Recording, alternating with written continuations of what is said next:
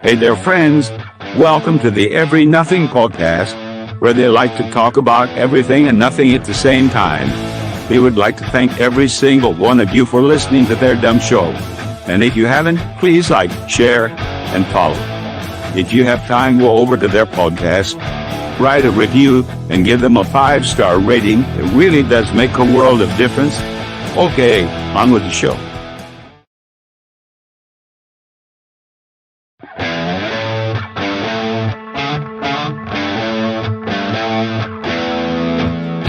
It's called the EveryNothing Podcast.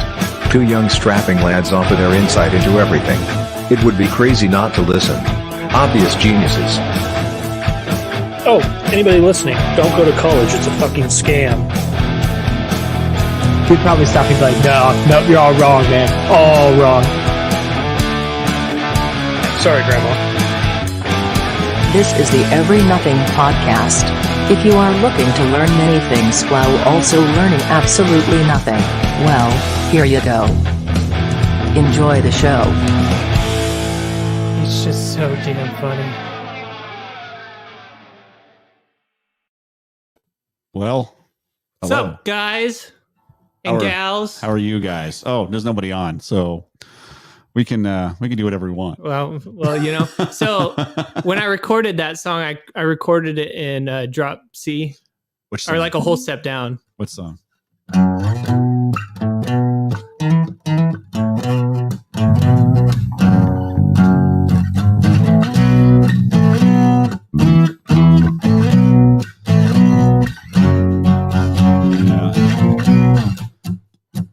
That's how you play it. I fucked that part up.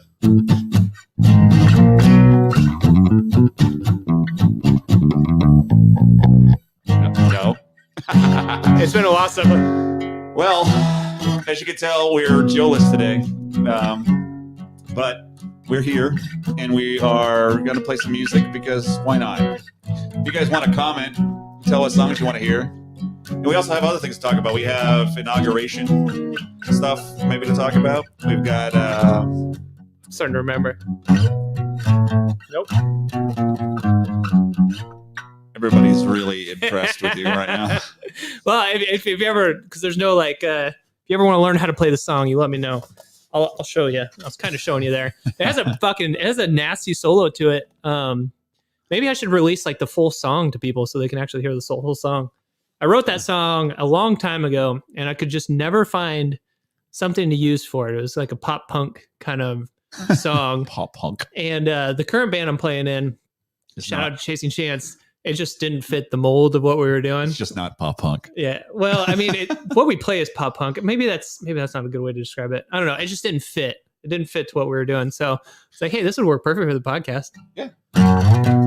Yeah, I don't know. It's good. So maybe one of these days I'll put the video together and I'll actually release that full song so that people can see. But yeah, so Paul and I are dicking around on is this mic on? It is. Check. Oh yeah. So Paul and I are just dicking around today with a little music stuff since Joe's not here today. Yeah. So, I've never really plugged in the music stuff into this board, so maybe the people nothing's mixed. In my ears, it sounds good. Maybe the people on the other side, though, probably like this. I guarantee it sounds good in our heads, but yeah, outside in the rest of the world, which we're not listening to. So I'm playing a 2000 Fender Jazz. Oh yeah, you got a whole slew on. That'd be kind of fun to show those. But... Oh yeah, well we could do that, but I don't think anybody cares. Anybody out there care? Just let us know. Well, there might be a couple people listening later. What do you want to sing, man? You want to sing this White Buffalo song? So if you've been listening in the past couple months, you'll know that I'm super into the White Buffalo right now. I don't have much of a singing voice. I've always wished I did, but I can play. So I can play. I can play. So we got to remember how it goes.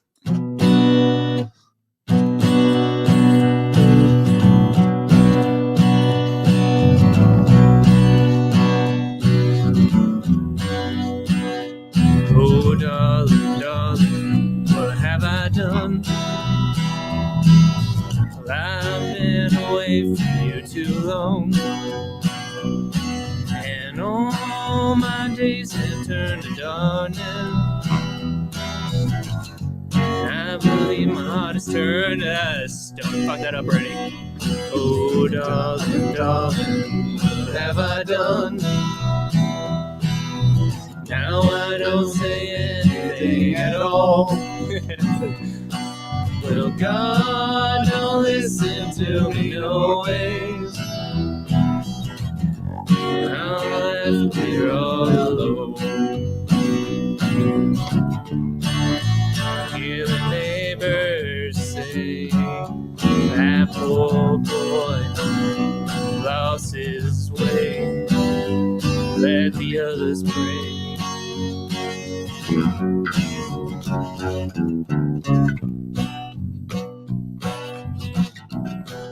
Bass solo. Oh, I know what you were doing.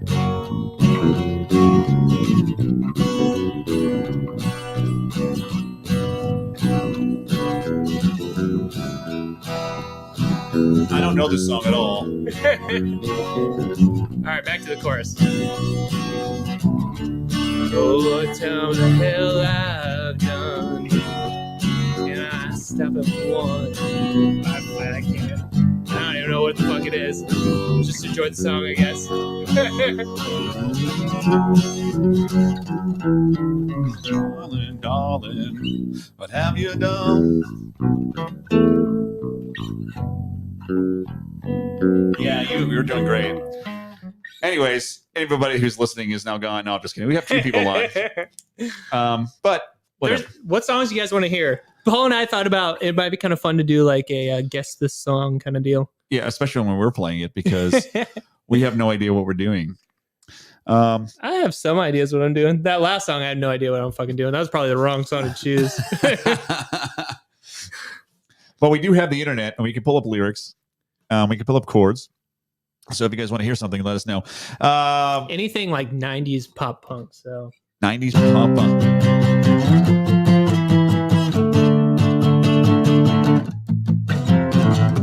Guess this all song. the small things, true care, truth brings.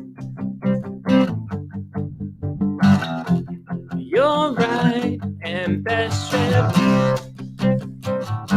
Let's see. Do the Christmas version. Except I don't know where I'm at now. What's up again? Say it ain't so, I will not go. Turn the lights off, carry me home. Na na na na na na na na na na na na. Oh God. Oh, how about this? Say it ain't so, I will not go. Turn the lights off, carry me home. Keep your head still, till I can be a thrill. Then I will go on my little bill. Yeah, we don't know that song. Guess that song. What is it? Yeah. I guess that it's not Blink 182. They're probably out there right now saying, you know what? You should probably let those guys do that song. I wrote that song. Did you really? Woo! Oh, are we doing Under the Bridge? No, I don't. I don't even remember how to play. That's good. Yeah, I don't remember how to play that one. Because that sounds like a song that I would not want to play on bass right this minute. Oh, there it is. Oh, I already fucked it up. I kind of know that one.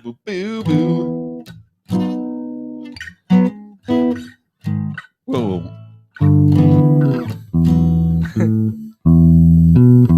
Who's all? Is Rylan on? Who's all on? Yeah, they're all leaving.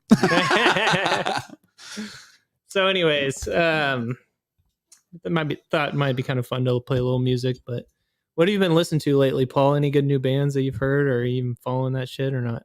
Oh man, everything I do these days is so. Well, hold on.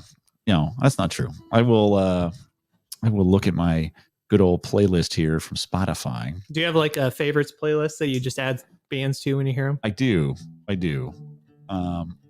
It's called Secular, believe it or not. Secular? Yeah, that's secular music, and then I have a Christian music because I got to keep everything separated.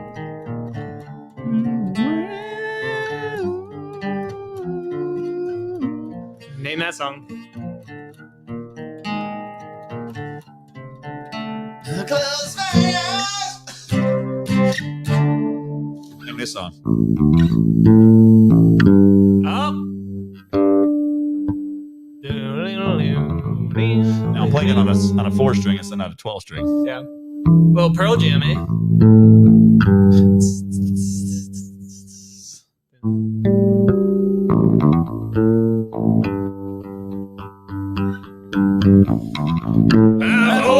Drawing pictures of mountain tops with him on top. 11 yellow sun, arms raised in a V. The best part about Pearl Jam is you can sing whatever the fuck you want to sing, and it sounds like a song. All day. So, like, here's some more. I'm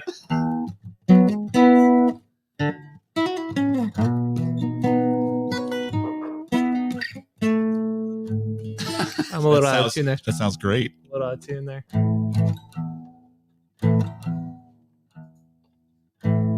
There it is.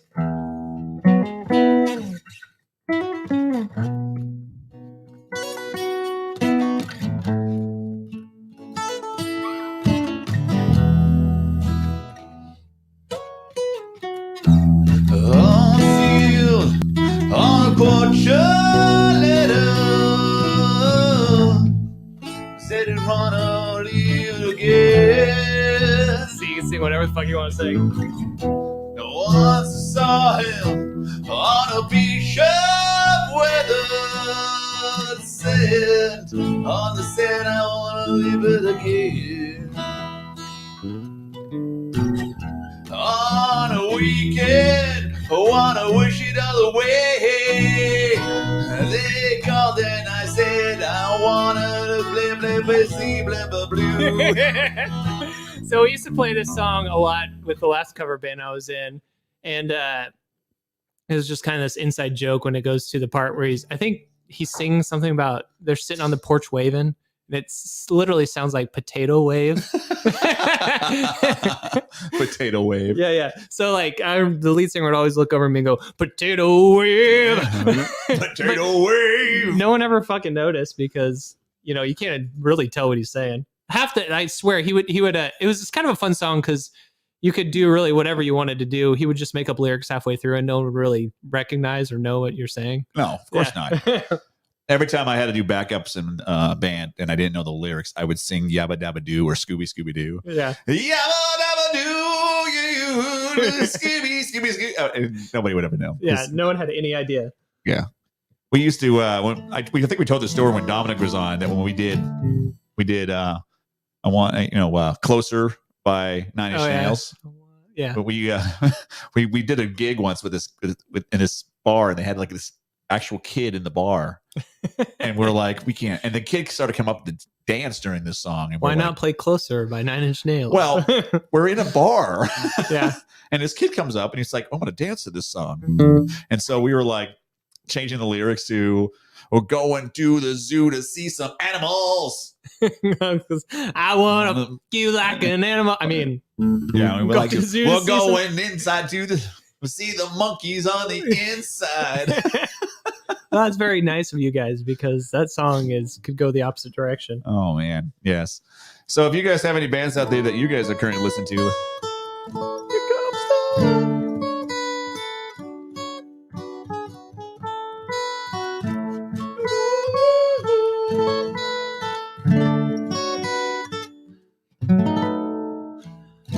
Here comes the sun, do-do-do-do. Here comes the sun, and I said, it's all right.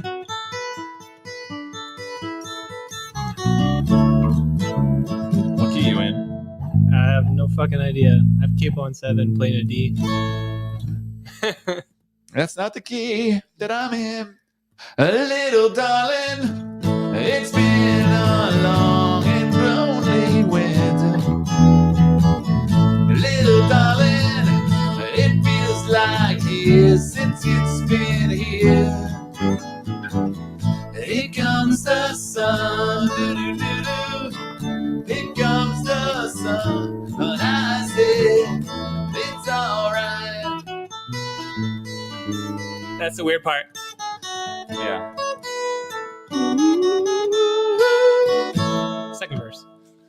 I don't know. I've like that's one of those songs I learned when I was a little kid. Not a little kid, but a younger man.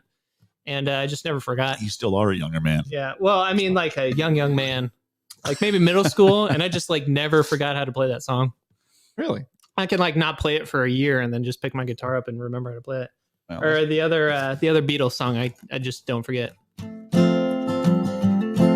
The cadence is wrong. So yesterday,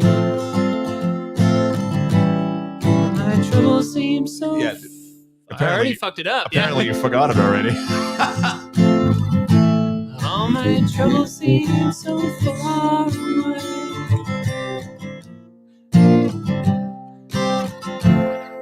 There's so many chord changes in this song.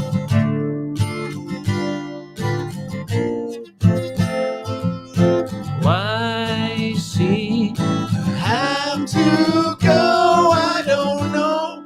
It wouldn't say. It wouldn't say. Yeah.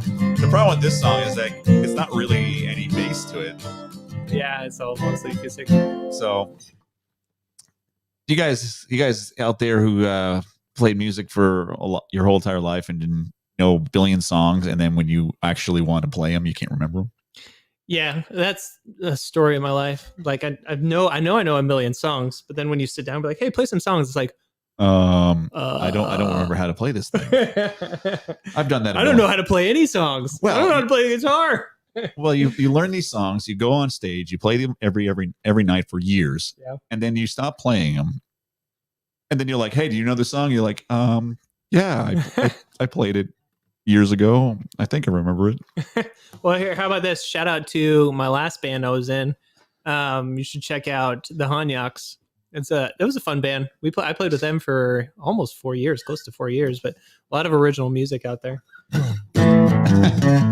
Well, Joe is commenting, said played Freebird. Do you see that? But he's not on with us, so I don't know. Joe, do you want to come on? We can certainly send you a link.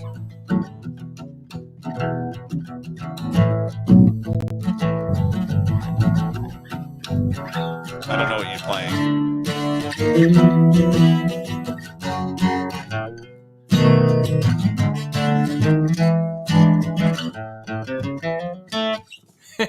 Name that song. Yeah.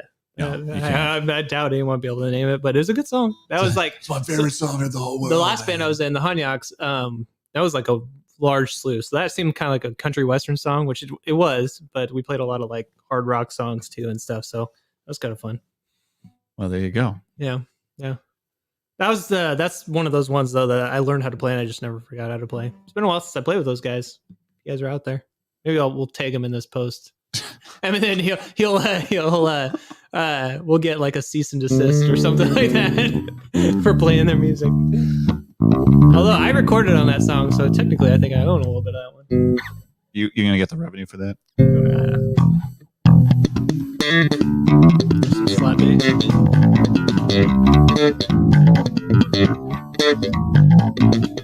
Play a Seinfeld line. Tell a joke and then say play a Seinfeld line. What is the deal with? I don't know the song. You think I would know that song? Since I. Isn't it just a lot of slap bass? Like when they there's an actual line to it. When they tell the jokes, though, they don't play the same line all the time, do they?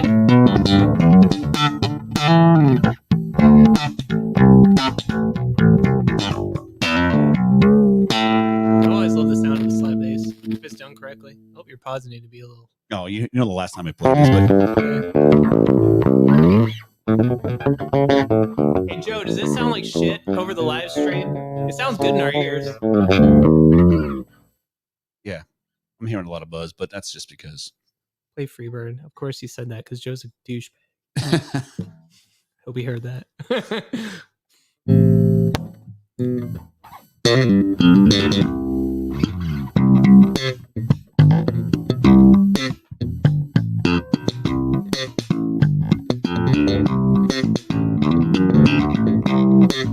You need to be able to see your guitar. I can't see you playing.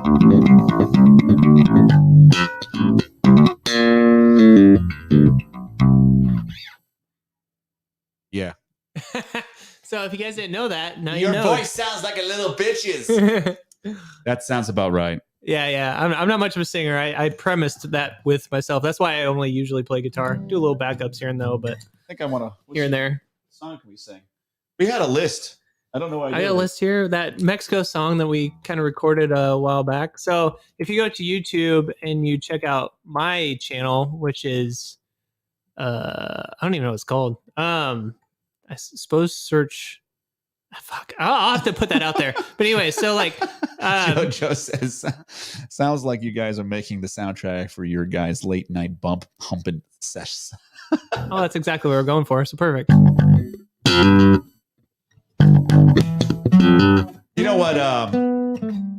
You know what song I always love the intro to? Is it, you know, here.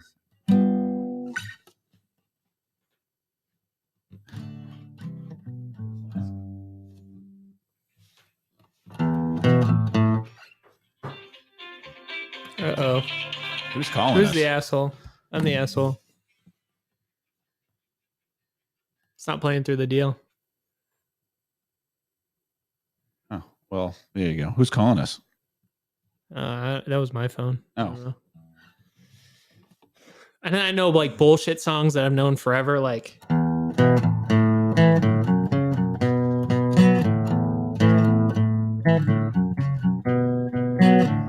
Met a girl, thought she was grand.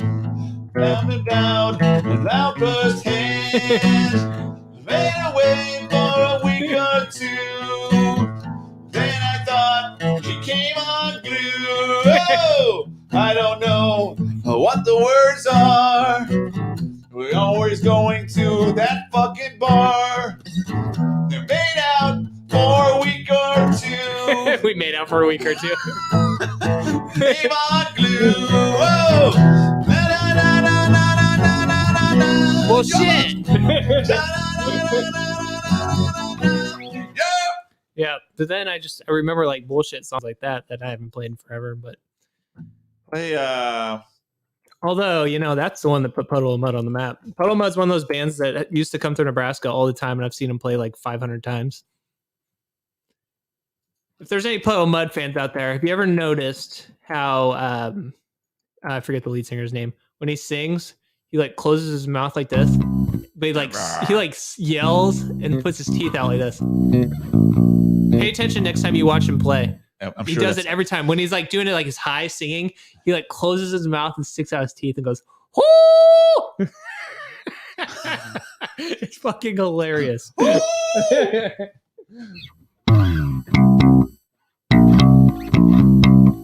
But yeah, so I don't know. We were thinking music today. So actually, Paul, I was turned on to this band called Belmont.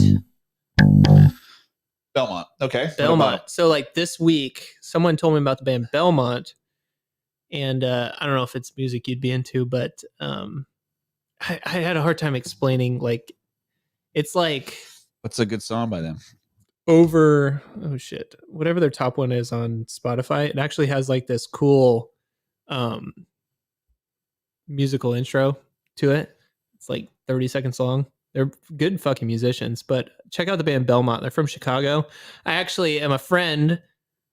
My friend's girlfriend is dating someone in the band, and that's how I found out. He's like, "Hey, you should check these guys out because I know them. Maybe we can hook you guys up." So I checked them out. I was like, "Yeah, okay, whatever." I checked them out. They actually have a lot of good music. Belmont, Belmont. Check those guys out. If you're into like, I don't want to call it cock rock, but cock rock, like the shit that's really popular nowadays. But really good musicians. You can tell they're like, you can tell, yeah, everything's so precise in the recordings.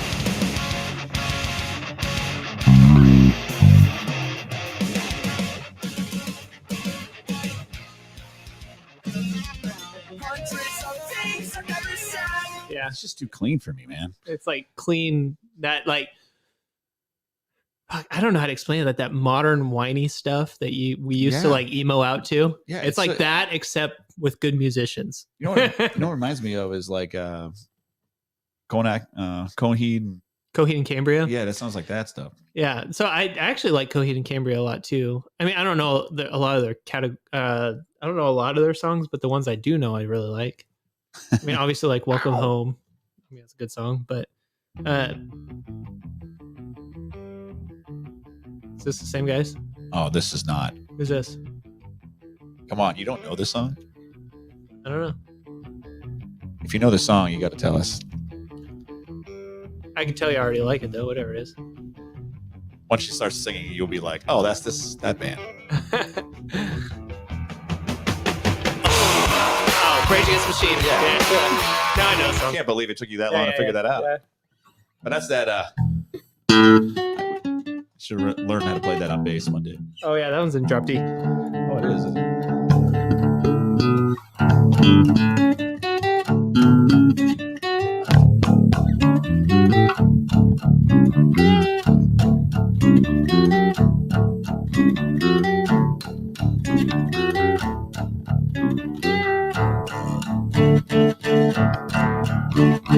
That's not right, is it? Killing in the name of.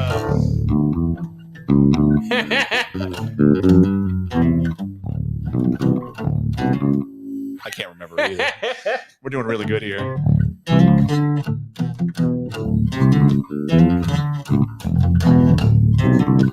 What's the first note? Your open D, and it's C to D. Oh, here we go. Is that right?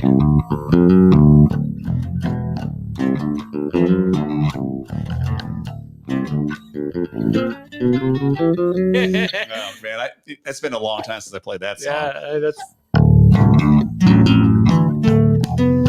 Yeah, I don't know. Is that what you're playing?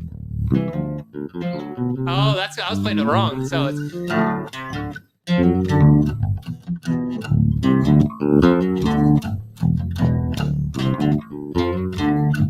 Now, what are you playing after this part? Killing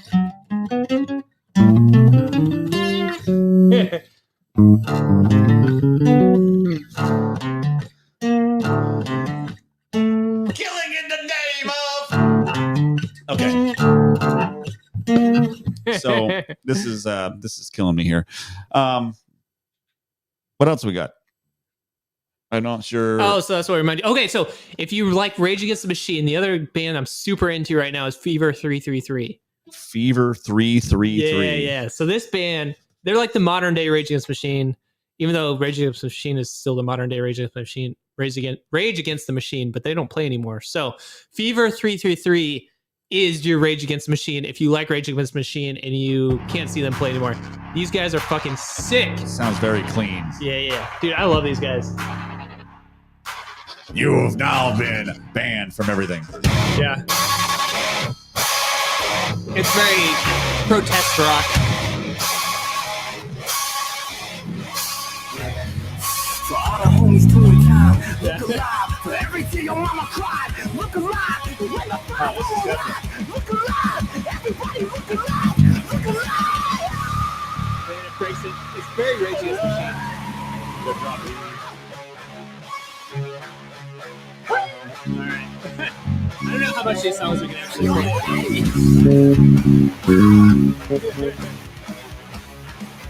It sounds like they were in D flat, in case you're wondering. Yeah. But like, so they have a bunch of songs. They're all like protest rock songs. They're really cool. What are they protesting? I don't know. You don't know? All this typical stuff you protest. When did they come out? Did they come out in the last 4 years? Because they're definitely protesting. Yeah. So like the lead singer used to play in a couple different bands. So I was doing a little research on them. The last bands he played in were pretty good too. I can't remember the names of them. But Fever 333 is a newer thing. I think within the last like 4 or 5 years, if I remember correctly. But it's very, very like Rage Against the Machine, but modern day protest. A lot of like a couple like One of Us, and there's another. Listen to their top 5. They're all really fucking good. Yeah. Made in America. What's the other one called? Last One or Last Ones or something? We are the melanin felons. We are the Made in America, isn't it? Great workout music too. I gotta listen to a lot of Fever 333 when I work out. I guarantee you that they drop. They're not doing standard tuning. They're definitely doing drop. Yeah. A half step and then doing probably drop D from there because that was an E flat. And so I haven't tried to play any of their stuff, so I guess I don't know. yeah, no, that's exciting for everyone to listen to that. It'll be like, wow, that guy is amazing. No, I haven't learned their stuff. Hey, they have Spotify singles on here. Yeah, I really like those guys. Fever So 333. you don't know whether or not they're from other bands like one of the The lead singer was in another band. I can't remember exactly what the band was, but I listened to a couple of their songs and I remember liking them. I can't remember what it was though. Fever 333. Yeah. Yeah. If you look on Spotify, this is what it looks like. Yeah, they're like so their logo is a panther. So I mean, you can already tell that a lot of what they protest against is like racial injustice and stuff like that. So they have a cool message behind their music as well. So that's pretty cool about them. Yeah, that's great. But I think I've talked about these guys before. But the band I've like super been into like the whole past year was Beartooth. Fucking love those guys.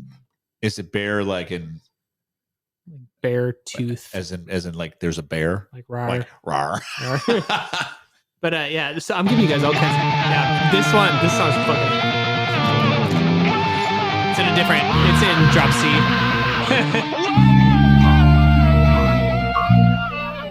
It's hard to play because they play a lot of open too.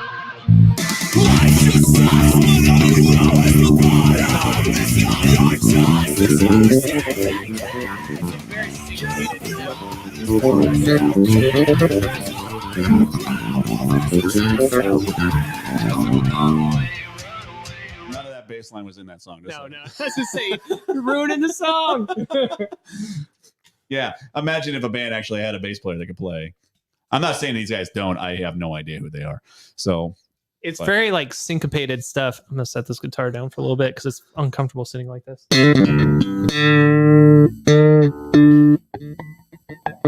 Yeah, it's very syncopated stuff. So like their music is really good, but it's actually deceptively really hard to play. Deceptively, like you'll hear it and be like, "Oh, that can't be too bad." Like listen to the song. It's like Decepticons. Listen to the song "Bad Listener." You're a bad listener. Which is like straight up screaming cock rock shit. And it's one of my favorite songs by those guys. We got to get resituated here. There we go. All right. I guess we're just podcasting now. Well, I kind of feel like without any interaction, we don't really know the play, and I'm just not gonna. Oh, you know how long I haven't had cords around me wrapped around. I've been wireless or. Yeah. So about 3 years ago, I don't know. I got my Shure wireless system. Yeah. And so yeah, I don't have cords with me on the stage anymore, which is super fucking nice. If you're not going wireless, then you're an idiot. Yeah, no kidding, man.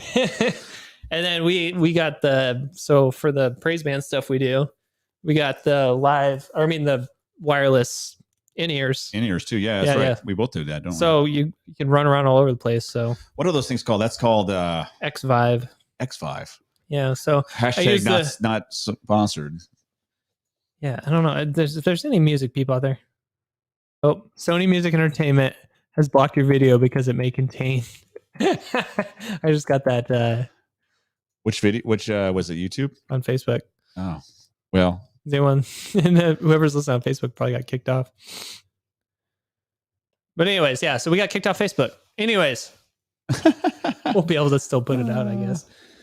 We'll have to listen to it a little bit later, but. Yeah, actually, it has been blocked. Yes, you've been trouble playing this video. No kidding. All right. Well, hopefully everybody moved over to YouTube. And then we'll get kicked off YouTube. And then you're going to have to listen on CastBox or Overcast or Apple Podcasts or Spotify, wherever you listen to your podcasts at. But what's funny is that, yeah. Well, okay. So there's been your boy Rick Beato Yes. He's had a lot of like complaining videos about how he'll play like 20, 30 seconds of a band song. Yep. Yeah, a song, like showing people how to play it or just talking about like how the song was written. And you would think bands would actually like appreciate that. Like, oh, thank you for putting my music out there so people can hear it. Yeah. But I guess he gets banned by a lot of different. Well, and I think he was telling us that like the newer stuff is not the issue. It's more of the older bands. But he also was saying that half the time it's not even the bands themselves. Most of the time it is the record labels who like you just said, Sony just did that. Mm-hmm. I guarantee you that the bands that we were playing, Fever 333 is probably the one that did it. Oh, probably.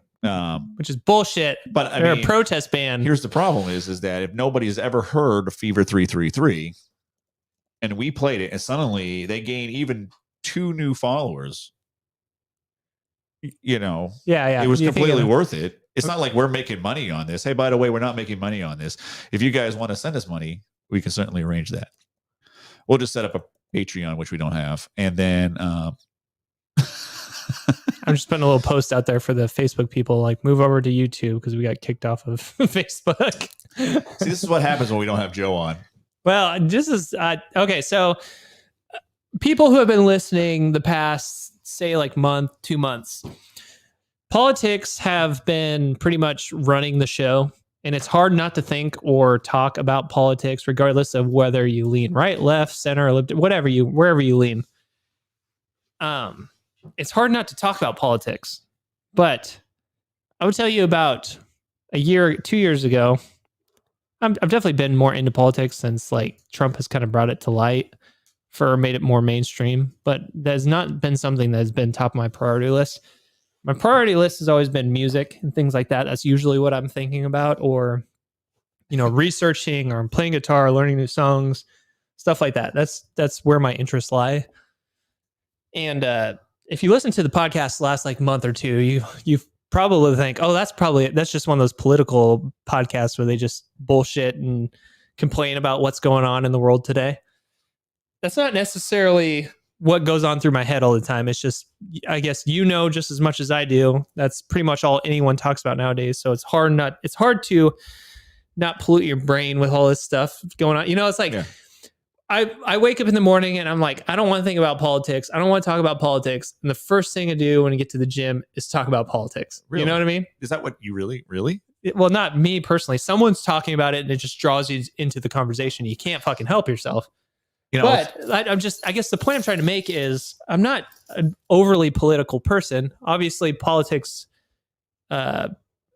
affect all of us in a different way, shape, or form. So you should be involved in, but it's never really been something that I've been super gung-ho about. It's like I have my interests, and my interests lied outside of politics. And it's usually music. Music has always been my biggest influence, my biggest interest. And I don't know. Yeah, I don't remember why I started ranting about this, but I think it's because we're talking music today, and I'm just so happy we're just talking about music, and then we get kicked off fucking Facebook. It's like shit. Let me enjoy my passions. Joe just said that we talked about fucking kangaroos last week, so I don't know what. Apparently, he's trying to make the point that I like how Joe's commenting, but he can't be on. Yeah, Joe, get the fuck out of here. Well, what's funny is that I was watching this video today about this guy was talking about the religion of politics, mm-hmm. and how a lot of people are looking at politics, especially with the inauguration coming up. Oh, well, and now past. Well, they're looking at these things and how people were celebrating and having it was almost like a mass or something. It was like, oh, because I didn't watch it. I did. I watched it after the fact. I just wanted to see. Did you? But you see people just like celebrating everywhere. I remember, it's 4 years ago when Trump was inaugurated. He had that lady outside screaming her head off. Remember that? I don't know if I necessarily remember that. I remember the big controversy was, oh, there's not very many people here as compared to Obama. Oh well, yeah. I thought it was crazy because like I watched the inauguration. There was literally. Okay, so they're socially distancing, like, so they set the tables apart where people are sitting, which is to be expected. But if you look at the courtyard or whatever it is, where everyone sits in front of the Capitol. Here we go, guys. There's a section where armed guards had fences up and they were patrolling back and forth in between the. You might hear an echo on our end. Okay, I'll shut up then. Donald J. Trump is now president of the United States. Oh, this girl. No. It's a great honor to be able to introduce for the first time ever And here we are talking about president of the religion. United States. A religion. I mean, look at this. What is this ridiculous? Yeah. I thought it was crazy just to see all those armed guards. It felt very. I think Joe posted something on Instagram. It was a TikTok. It was a humorous TikTok, but it was also very kind of true. It showed like all these. It was that scene from Star Wars where the Empire starts to rise, and then it's like this Nazi Germany thing where all the troops are lined up, in formation, walking. Yeah, hold on, I'll pull it But up. you actually see that on Inauguration Day, which is weird and scary. But yeah, so I don't know. I hope things.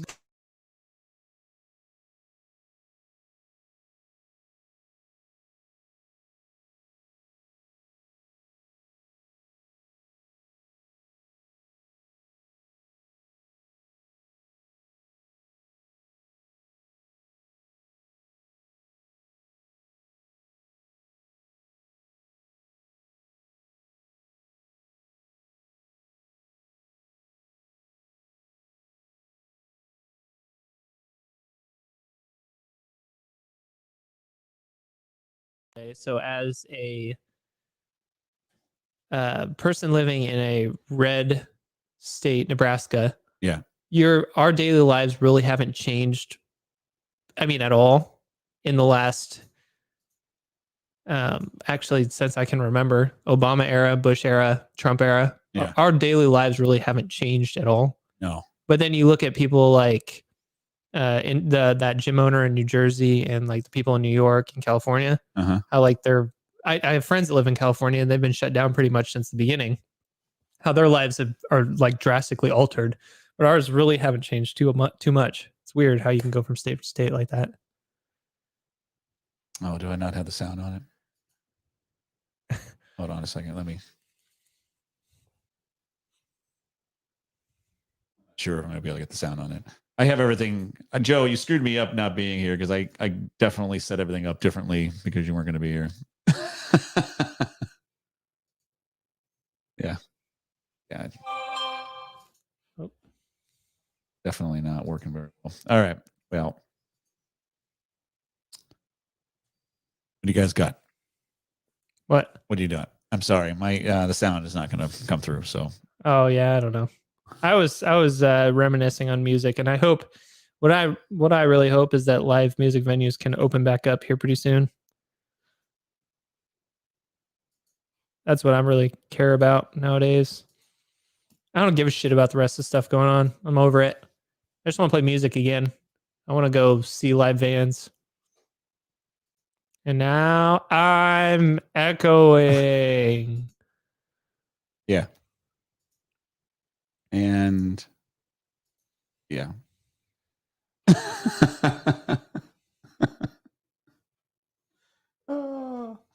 All right, fuck that. Yeah, I was gonna say that's all right. I'm definitely Joe says it sounds good live. I'm glad it does because I'm fucking around with everything. I'm just I didn't have it set up the same way as I usually do when Joe's on because I don't want the echo coming in. Yeah. But I thought we didn't have that issue. So whatever. Apparently we do. Everything's always an issue. It is what it is. But anyways, I was just thinking of the how everything was just like that lady screaming her head off in Trump's thing, and then you turn around and Biden's getting inaugurated, and everybody is like, "Oh, look at him! He looks so presidential," and everybody is. What was this deal about the guys are drawing him up as looking like Jesus? Did you hear anything about that? Really? Yeah. Oh, I gotta look that up. Okay. Well, As long as there's no sound, we can look it up. That was okay. So I was listening to Tim Pool. I don't know. I listened to a bunch of different people. So Tim Pool was the one talking about it. I don't know the story behind it. Maybe I shouldn't bring it up if I don't really know much about it. But yeah, I don't know. The thing that creeped me out when I was watching the inauguration was the fences up and the armed guards patrolling in between the fences. That seemed like shit you would see on like V for Vendetta or something like that.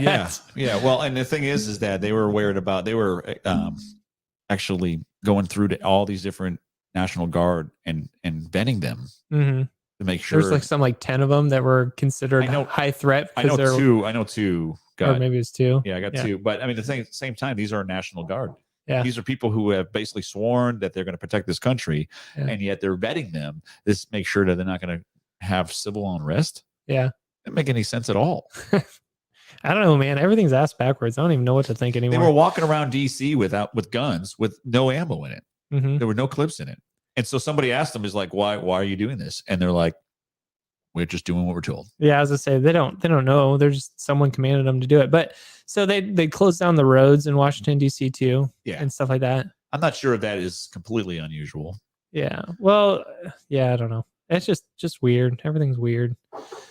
Like I said, I don't want to see the country crash and burn, so I hope the best. But yeah, I didn't hear anything about. Did you see the picture of Bernie sitting there all with off? his so he had his big coat on, and I saw everyone's memeing the shit out of it. I saw I can't remember who posted it, so sorry for not calling you out, but they took his picture and they cropped it on 10 different metal albums. It was pretty entertaining. Yeah, it was pretty entertaining. I saw but Bill Clinton was falling asleep during the speech. Oh, Bill Clinton, he's dreaming of. Oh yeah, so that was the other thing I found funny. So did you know that Biden is older than all the presidents that were there? So he's older than Bill Clinton, which was president back in 1994, something like that. And they're already talking about secession plans for if Biden dies. This is great. I just found the muddle load of. I'm gonna have to share some of this. Hold on. All right, so I went to BuzzFeed because they're reputable, but whatever. Who's reputable nowadays, anyways? I don't need that. As long as I don't need to do. Here's some memes. So here's the original picture of Bernie just sitting there. There he is with diners, drives in, and dives. I just love how people just. I love how we use our talents of Troy and Abbott in the morning. In the morning. Oh man! Oh, look at this. Here we go. What is that? I don't know what that is. I have no idea. All right. Save the Last Dance. Save the Last Dance. I've seen that movie forever. God. Yeah. She was like a ballet dancer. Yeah, I like that. I remember liking that that movie a lot when I was young. Oh my! Pride and Prejudice. Here he is with WandaVision. Do you guys watch WandaVision at all? No. That's unfortunate, but I would talk about it. But fuck you. Bernie in The Mandalorian. Oh, that's awesome. If you guys are just listening to this podcast, look up what did you look up? I just looked up Bernie in memes. Oh, Bernie in memes. Yeah. So if you notice, he has little mittens on and a big ass coat and his mask on, and he just looks like he's either freezing to death or he's insanely pissed off and cold or something. Yeah, that he's not actually president right now. Yeah. He's like, I can't believe I gave up to this jerk. Now he did more than just give up to him. Oh my! He put that wiener right in his mouth. Oh my God! Here we go. Gandalf. Here we go. There he is in Game of Thrones. Yeah. Oh yeah, he's playing the what's that kid's Bran name? Stark. Yeah, Bran. Yeah. Yeah. Yeah, but anyway, it's just the office. It's just funny what people do with these memes. Oh man, I saw one. Here he is, the Millennium Falcon with Star Wars. The one I was looking for was actually the one when he's here he is. This is what I was looking for. You don't need the sound, but it's Ghost. Oh, yeah. He puts his mitten around her. I mean, the people who do these things, it's just amazing to me. Yeah. I just love that he has his little mittens on. Look at this one. He's just his little mask. Did you see what was the one that Joe sent with Bernie trying to showing people trying to kiss each other, and then Bernie tries to kiss baby. He does the same thing. No. It was Biden. Biden. Yeah, but where was that? It was on Instagram, and it was This one. Yeah. You can't really tell what's going on if you're listening, but it's this thing. I can't remember what they say, but like when a girl leans in for a kiss and you like turn away at the last second, and then they say something funny, and it's just funny because you're standing up to the girl. Yeah, there you go. I can't remember what he says, but anyway, so like you go in and then you go to the side and it leaves the girl hanging, and then it shows like 5 different scenes of this happening. It's kind of funny. And the very last one is Biden going up to kiss a baby, and the baby does it to him right here. It's hilarious. That's hilarious. Yeah. This one where this guy gets up and goes, "This is the reason why we have TikTok." The one when he goes up to I'll say her name, the Amazon chick, and says, "Fart for me." Oh yeah. It's like it's like what guys do when their wives leave the house. Hey, Amazon. Let's see here. Alexa, fart for me.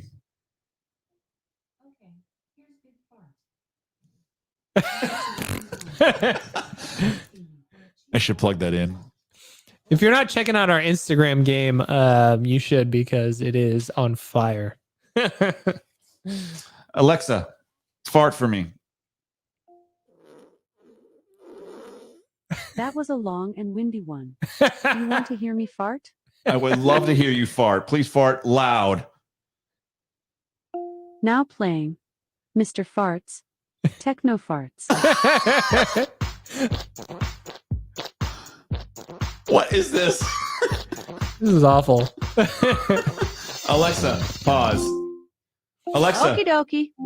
Oh, jeez. All right. Fart for me, Alexa. That was a cheeky one. Try asking me for a wet fart. Or say random. Alexa, random fart. That was a smelly one. Try asking me for a beery fart. Or say random. Did you say beery? I don't know. Alexa, berry fart. That what happens when you drink beer? That was an engine starting one. Yeah, Try asking me for a hard fart. Or say random. Alexa, hard fart. Here comes a pushing hard fart. Try asking me for a cheeky fart. Or say random. Cheeky, some ass slapping. Well, anyways, we have hit a new low here. That is a proper use of 21st That was century. a funky one. Funky one. Try asking me Like for a bass long slap. fart. This is the proper Or use of say 21st random. century technology. That was a long and windy one. Ask me how to unlock more farts. Or just say random. So the question I have, do you ever just kind of go up to your wife and go, "That was a cheeky one. Please ask me for a long." Oh my God. Man. Yeah, I don't know. Nobody's commenting on this because it was stupid. Nobody's left. Anyways, we're definitely just having fun. This is the podcast where if you wanted to just stop listening, I would. No, we're having fun today. No, It's Thursday night. It's time to unwind. Having a couple Farting for the beers. day. Or say random to keep the toots coming. keep the toots coming. That was a deep one. Try asking me for a gassy fart. Or Alexa. say random. Give me a deep one. Not gonna do it, huh? Oh, That was a deep one. dude, I think somebody Try crapped your asking me pants. for God. All right, shut up, Alexa. Alexa, good night. That was a wet one. That was a wet one. Anyways, so this is what happens when Joe doesn't join us. We just go to fart jokes.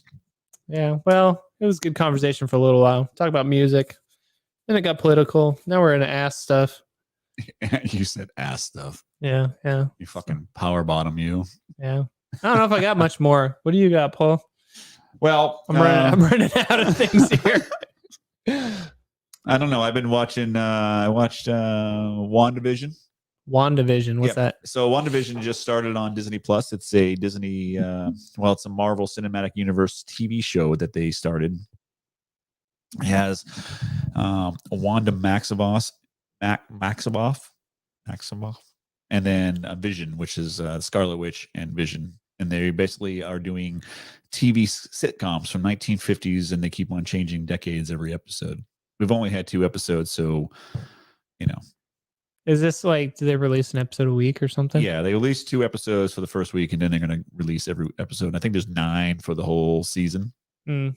And then, but I hear that it's supposed to be, it's incredibly weird, but at the same time, you're just kind of like, okay, well, we'll see what happens. And then you also, I think Marvel just has this. I have a good grace with Marvel right now, so it's like almost like, just do whatever you want to do. I trust that you're going to come out with something. Putting so much stuff out, it's insane. How do you keep up with all of it?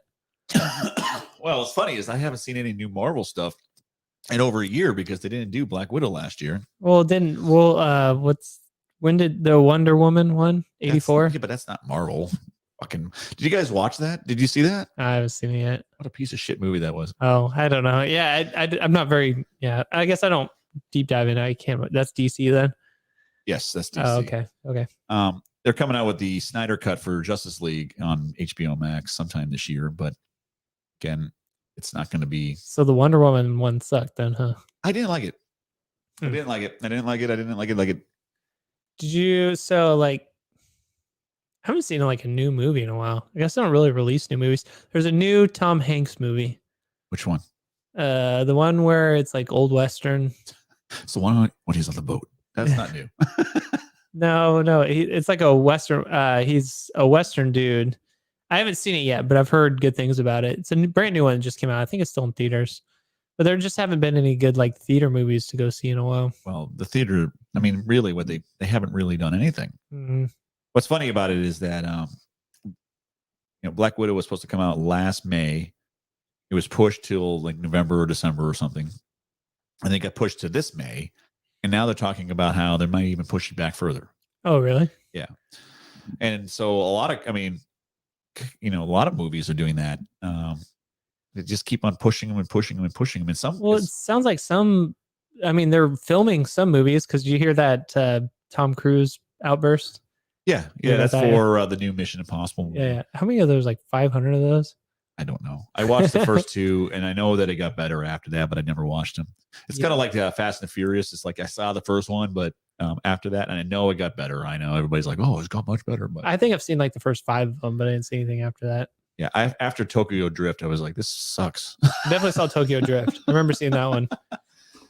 But I think that that they're just keep on pushing it because they're not getting any of the traction for people going to movie theaters. Mm-hmm. A lot of movie theaters, especially New York and LA, they're not open. Well, yeah, I mean, because there's no movies to play. So I know the people who run the movie theater here, and they just aren't releasing movies. So what are you supposed to do when you don't have a product? It's like you're selling Mountain Dew at your Mountain Dew store, but Mountain Dew's not giving you any Mountain Dew. Yeah, but let me pull up the movie. Have you seen like the domestic gross for movies so far this year? Let me pull it up. So have you heard of Daily Wire? I know you like Shapiro and the Daily Wire. Yep. They just actually released a movie. You see that? Yeah, it was called Run and Shoot or something. Run and Hide or Run and Shoot or something. I don't know. Anyway, so apparently that's a really good movie because Rotten Tomatoes gave it like a 14%, so it must be a good movie. Well, I think what the whole point of that is to show a more conservative movie. This movie was not going to be able to get on normal distribution because nobody wanted to produce a conservative movie, and they wanted to. I really want to see the movie though. I've heard it's pretty good.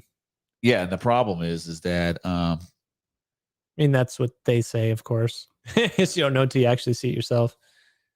But yeah, I don't know. So it's just kind of cool to see alternative ways. Okay, so just to kind of, there's some new movies here. I mean, there's The Croods, which I've never seen, The Marksman, The New World, but number 7 is The Emperor's New Groove. What? Yeah, that movie came out forever ago.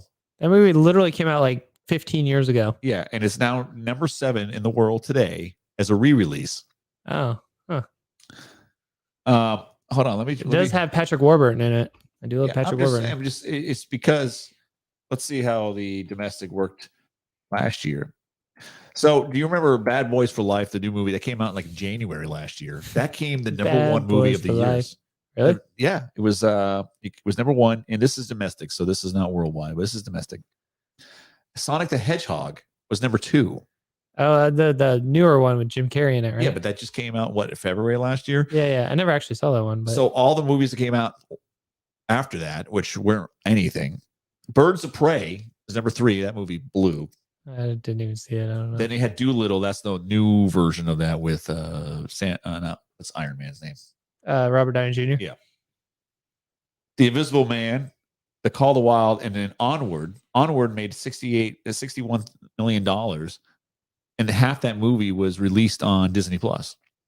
They like put it in the theaters, and then like a week later they put it on Disney Plus. 61 mil, but how much? It doesn't cost like that much to make a movie. Yeah, of course it does. So like most of these movies don't actually make it anything, are they? You know, you have to make double. So basically, you have to look at your budget, and then you have to add in marketing, and then double it, and then they make the money. That's what they want to shoot for to make. Yeah. So it's insane. Probably why no one's. Well, okay. So how do you make money with movies nowadays if people aren't going to see movies in a theater? Correct. That's the reason why they're pushing it. Because like I'd imagine. Well, here's places like Netflix and Hulu and stuff like that are no different than Spotify for artists. So like Spotify pays dog shit to music artists. Yeah, except for the fact like 1984, which is Wonder Woman. It was released on HBO Max. HBO Max is owned by Warner Brothers. Warner Brothers owns Wonder Woman. So therefore, if they got 20,000 new subscribers because of it, then they made money. Yeah. Because they actually own that movie. Now, the other side of that is that they're releasing it out overseas. So if get this, guys, the Chinese market is doing fine. Surprise, surprise. Okay, how about this? I would say world gross. The Chinese market. So your movie 1980. 1917 was number 2 last year for number. 1917 was a fucking badass movie. You guys haven't seen that? Watch that one. That was just a different movie. That was cool. So have you ever seen 1917, Paul? No. Okay, so 1917, literally from the start of the movie to the end of the movie, it feels like one camera shot. Yeah.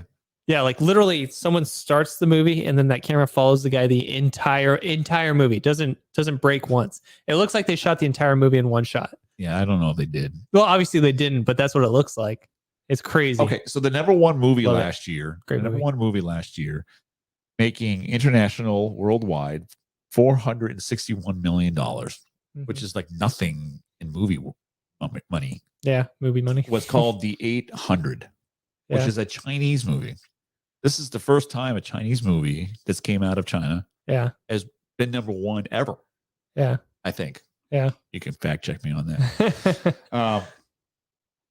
But I mean, so you can go on your I'm gonna bring in my inner Joe here and talk about conspiracy theories here. Yeah. And say, well, Wuhan virus, the COOF, China virus. The COOF has basically toppled Hollywood. And suddenly China's market is number one. Yeah. Also, not saying anything, but I'm not saying anything, but fuck. But Yeah. You know. I'm gonna be honest with you. I'm kind of retarded. Yeah. So I will say that that's kind of weird. And then Wonder Woman came out and didn't make any money in China. Because I hate that movie. Well, yeah, I don't know. I wonder if they actually like stream it all over the place there. No, they don't do this. So the streaming was just domestic. Yeah, I always wondered how that worked. Well, each company's doing something. So Warner Brothers, who's doing HBO Max, you've heard that they're coming out with the movie schedules, and they're essentially saying they're going to release everything on HBO Max and movie theaters. So sink that in. Why would someone go to the movie theater when they can just watch it at home? Yeah, well, Is that what you're trying to say? and here's the problem is that so somebody like you're like, hey, instead of spending $20 at a movie theater, I'm going to spend $20. Well, because it's like $10 a month, or just say, I don't know what the price of HBO is. Depends, like, unless you have a friend who already has it. Yeah, well, fuck. Not saying I do. Yeah, that sounds like you all the time. But let's just say that you have that login where you can watch all these movies. Now, Disney tried to do that thing with Mulan, where they had you pay for Mulan as a separate thing to Disney. Kind of like a pay-per-view type deal. Kind of. And Disney Plus. So you could pay for Disney Plus. And if you have Disney Plus, then you get the privilege of watching Mulan at home for an extra $20 or $30 a month. That's kind of the premise with like Apple TV for a little while, wasn't it? I don't know. I didn't see. My wife just bought a new iPhone, so apparently I get a year of Apple TV. I don't even want to do it because, to be honest with you, I don't give a shit. Oh, well, I'm so ignorant on this subject, so I could be completely wrong. But I know when Apple TV first came out, and Joe had Apple TV, so maybe if you're still listening, you can correct me, is that you bought your movies, and Apple TV just acted like a library for your movies, kind of like iTunes. You'd buy your music, and it would just sit in your iTunes. But you had to buy your music to have it. Now, well, so Apple TV became... It's probably different now where you can actually stream, but back originally when it started... Yeah, Apple TV was because I had an Apple TV, like a physical box, that if you bought movies, then it would just become like an iTunes. Now Apple TV is actually a streaming service, and you can actually watch shows. And they're the ones that had that movie with Tom Hanks. Yeah, Greyhound. I still haven't seen it yet, but fuck, I've heard it's good. Yeah. But it became an Apple TV, so Apple TV bought the rights to distribute that movie. Which sucks because if you don't have Apple TV, then you can't watch it. Correct. But if you bought your new iPad, you should have gotten a free subscription. Oh, yeah. I don't think I ever redeemed it.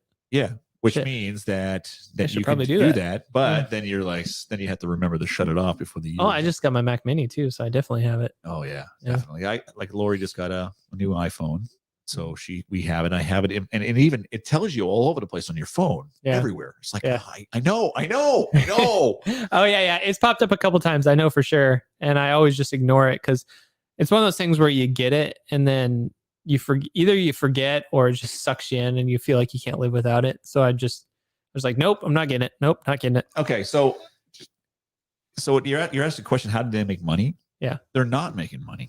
This is the reason why. Hollywood is not doing well. They're sitting there trying to make money, make movies. They're still producing these movies.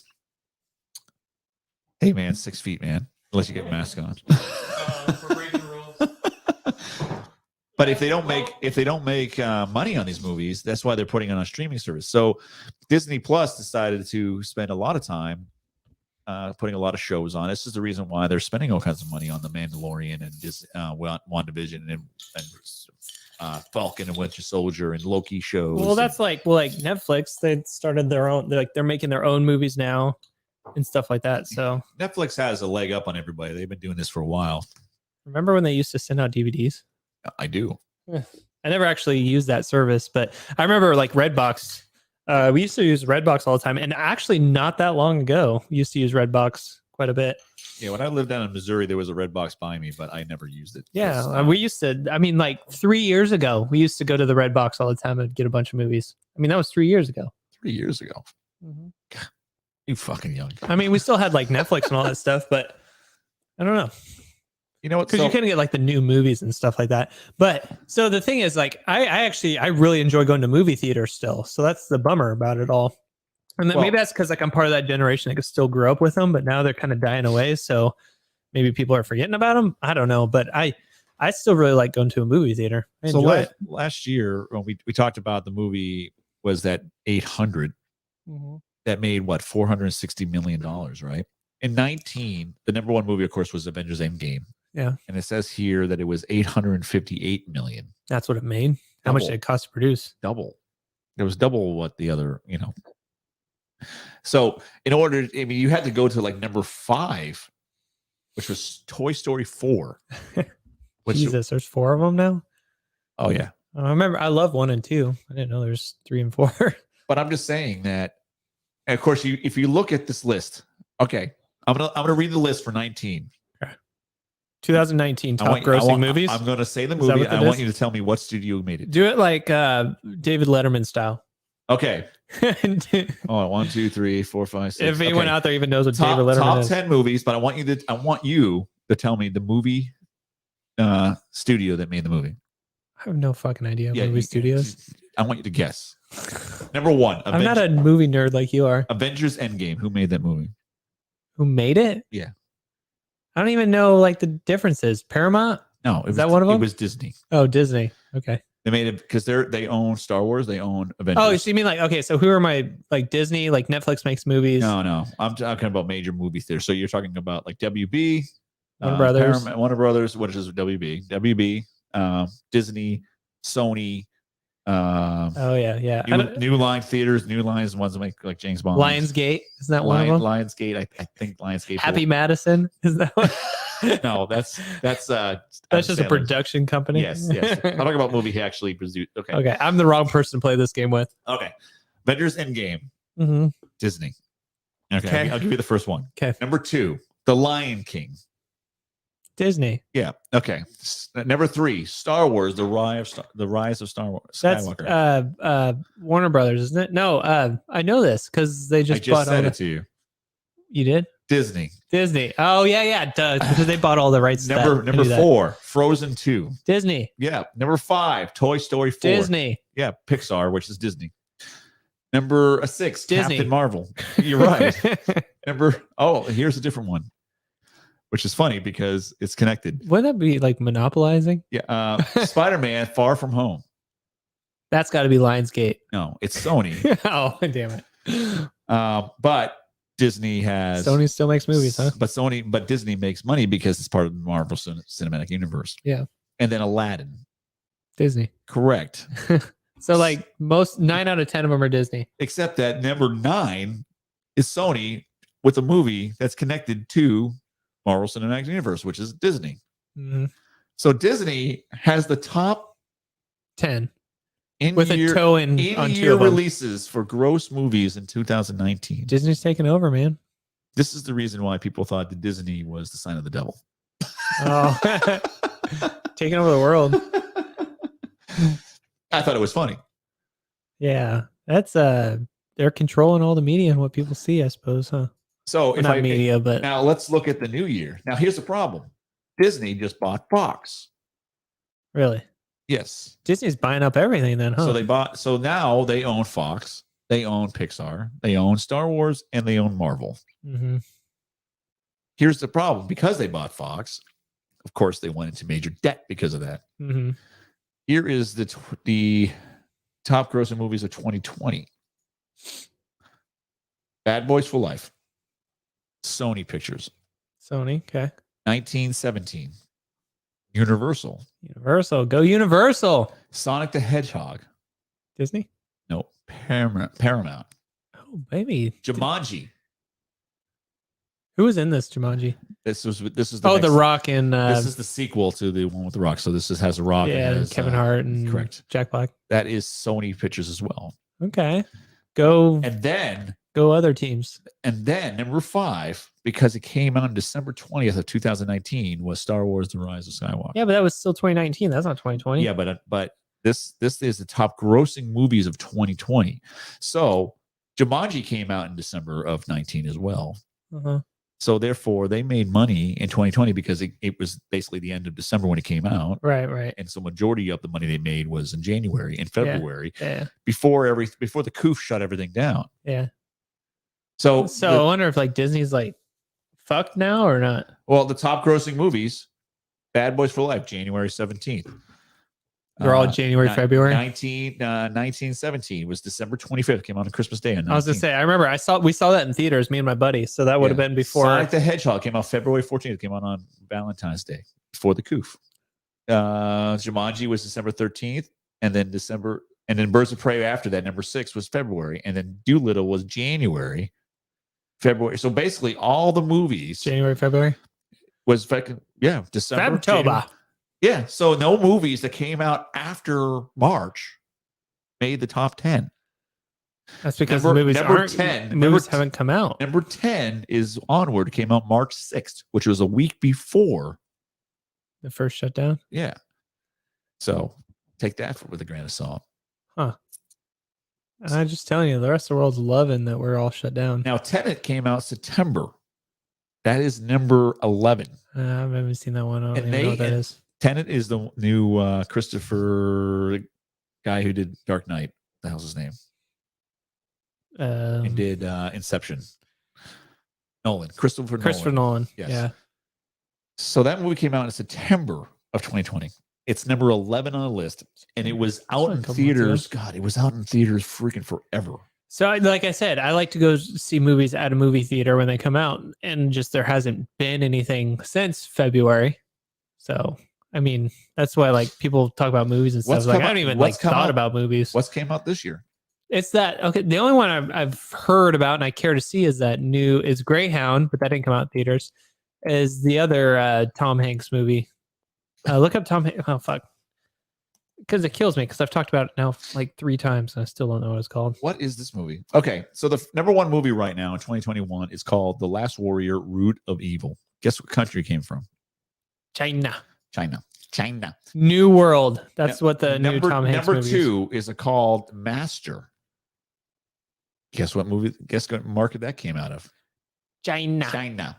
Number 3 is The Soul. Guess what movie that came out of? China. Then The Dry, Wish Dragon. I mean, to be honest with you, you have to get down to Emperor's New Groove. Number 10. Isn't that crazy? So, I mean, did you ever see Beautiful Day in the Neighborhood, the Mr. Rogers movie that came out in 2019? No. Tom Hanks plays Mr. Rogers. Oh my God. What's your heart on with Tom Hanks? Tom Hanks is such a fucking good actor. Yeah. And I know he was on. Did he get like accused of like well, okay. Kids? So here's the conspiracy. We put my Joe hat on again. He rode on the whatever you call the whatever express Epstein's plane a couple times, and he has property in Greece now. So the big thing is he was all part of that big old rape sesh stuff that went on.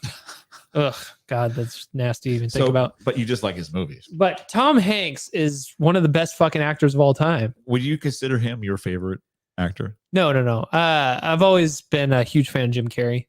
Really? Yeah. So what has he done recently? Oh, not shit. Recently, not shit. But I would say Tom Hanks is definitely in my top 3. What's your top 2? I don't know. Okay, so now what are you considering? Like impact in your life or impact in my life personally? So actually, Tom Hanks, it'd probably be Jim Carrey, Tom Hanks personally, because Ace Venturas are both Ace Venturas are my favorite comedies. We must be back up on Facebook because Ryland is here. He's here. What's up, R-Dog?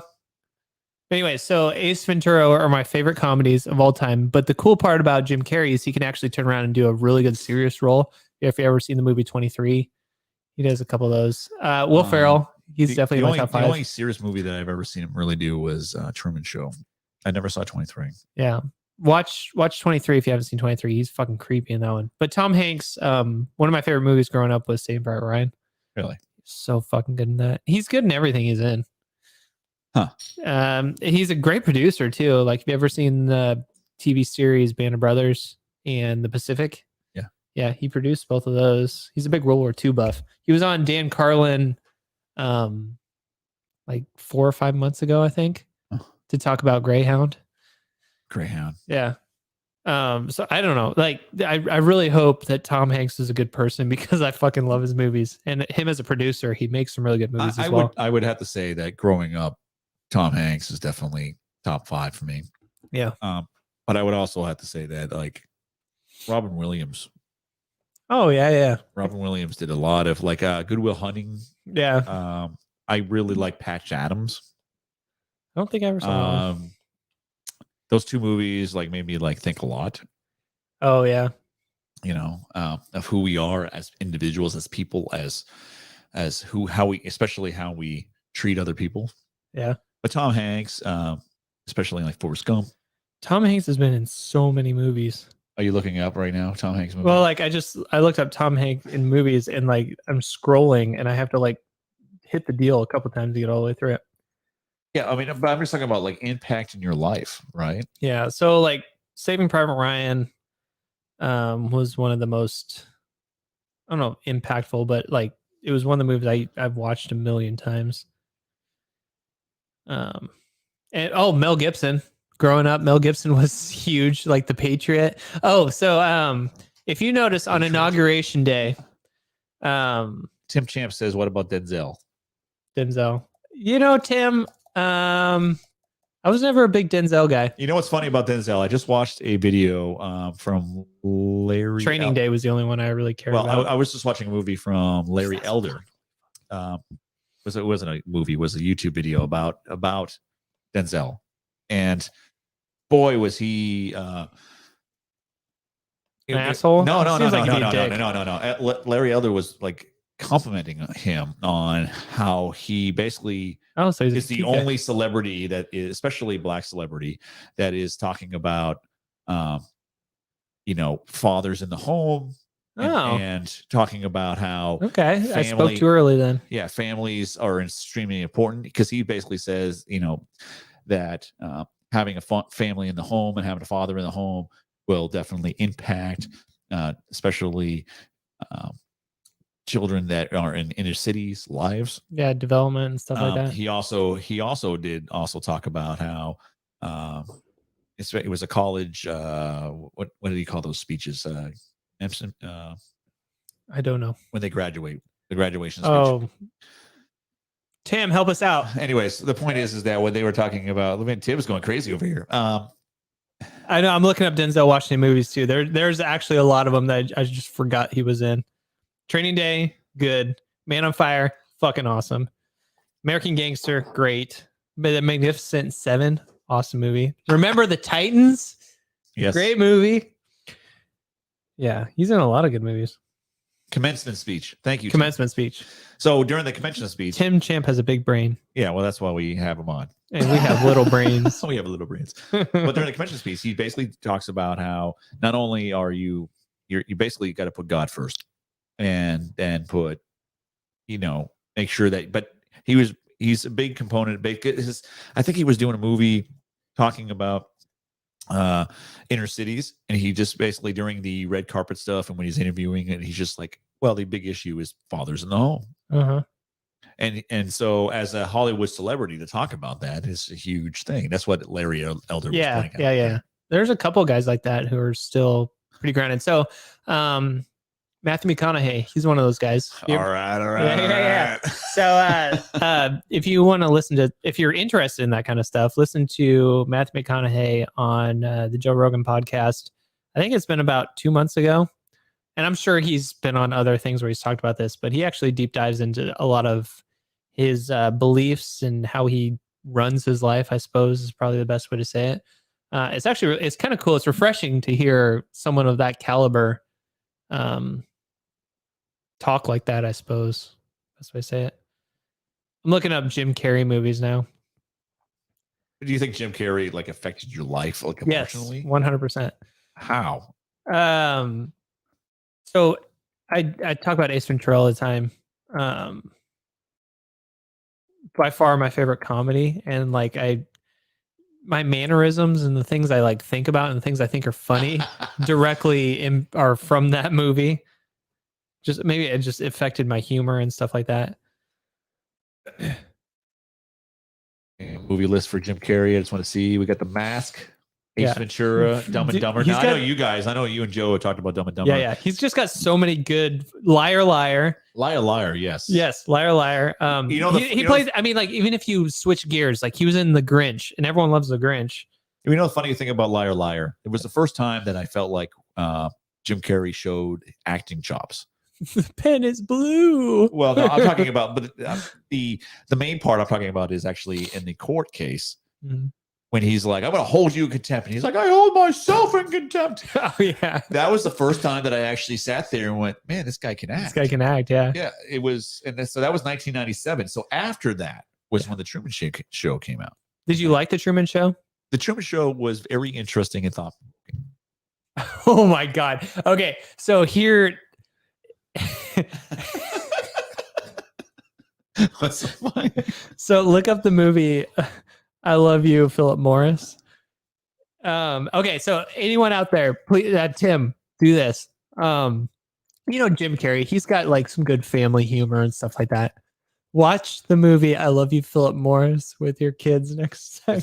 With Ian McGregor, Obi-Wan Kenobi himself. Paul, do me a favor. Please watch this movie this week. Please watch this movie. Okay, people don't understand. Jim Carrey, fucking hilarious. Watch the movie I Love You, Philip Morris, and we'll talk about it next week. Hold on. I'm not even going to give it a premise. Please watch this movie. It is going to fucking kill you. It's going to kill you. Apparently, there's no place that is streaming for free, so I would have to pay to do this. Oh, no. Okay. So okay. Spoiler alert. I Love You, Philip Morris. It has Jim Carrey and Ian McGregor in it. And it literally starts out with those guys are gay with each other in it, but it is like graphic gay. which is fine. Don't get me wrong, but you just don't you just don't expect it. The movie starts with Jim Carrey having sexual relations with another man, a big buff dude, and like they are going at it. Like hardcore going at it. And that's how the movie starts. And you're like, what the fuck? And this is the guy that influenced your life. Well, Joe, it's funny because now we know why he is what he's. It's funny because my wife was living in Kearney and teaching at school there. And like, I had no idea what I was getting myself into. I was like, oh, a new Jim Carrey movie. Let's watch this. And you turn it on, press play. And this guy, this like delivery guy walks up to the door. He's like, I got a delivery for it. And next thing you know, they're in and they're just like, it's like doggy style going at it. And you see Jim Carrey's sweaty body. He's just going to down. And it's like, this is like 5 minutes into the movie. You're like, oh boy, what happened? What's happening here? And of course, the funny part is I'm laughing my ass off. I think it's so funny. And I remember Cassidy just being disgusted with it. It's like, how do you think this is funny? And I'm just dying, like crying, laughing. Because it was just one of those things where Jim Carrey's always been like one of my favorite comedians ever. And just for him to do something like that, just completely out of the blue, is just more comedy to me. It's just Tim has a comment for you. So funny. Here you go. Has he seen it? No. I can't read it. This is why I can't turn the volume on until my kids go to bed. Tim, watch I Love You, Philip Morris with your children. But no, I'm switching gears though. So let's stick on Jim Carrey. Have you seen the movie The Majestic? I'd have to look it up. So this one actually is very impactful for me. So it was kind of like a straight to DVD kind of movie. I don't know if it ever went to theaters. Maybe it did, but it was 2001. So I was kind of younger when it came out. This is one of those movies I recall. I can recall front to back, and it's not a comedy. It's a serious movie about a guy who. Majestic. You see it? Yeah.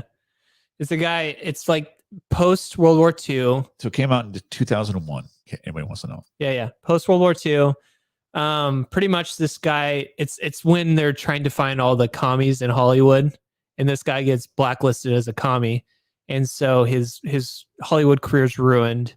And he the Rotten Tomatoes were probably terrible for it. Yeah, it's 42% for critics and 60% for audience score. I love this movie. This is a serious movie. There's not much comedy in it. It's a serious movie, and it's really good.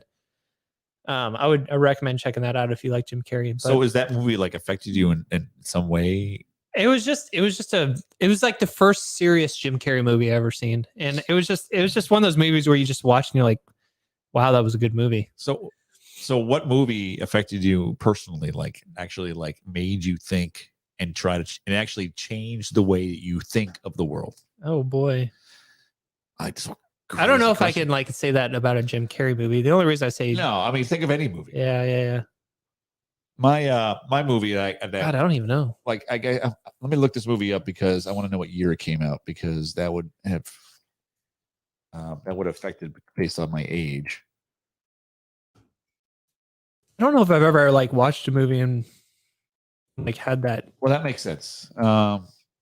I would say like there's probably plenty of music that has done that to me. Maybe.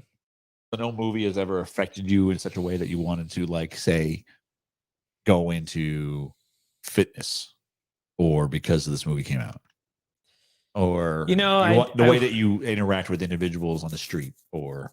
Well, okay, so I would say Jim Carrey. So me personally, I've never been big on confrontation.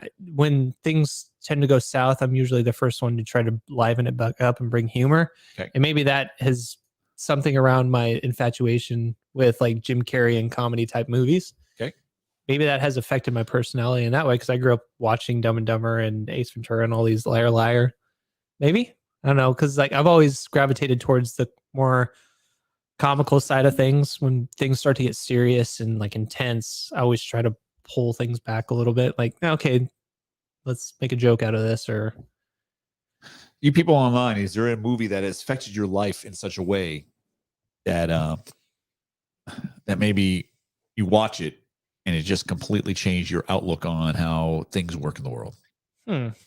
The movie that I'm thinking of, it would have been 2 years after I graduated high school. Good Will Hunting. You ever seen that movie? Mm-hmm. That movie made me really think about. Now, here's the thing: is that in '97, I was at Berklee College of Music in Boston. Mm-hmm. I was doing I was doing film scoring as my major. That movie made me switch over to music therapy. Was it because of Robin Williams' Nothing to do with performance in it and his therapy styles? No, it made it. Well, of course, you have to remember that movie took place in Boston, so I was living in Boston because that's where I'm from. Yeah.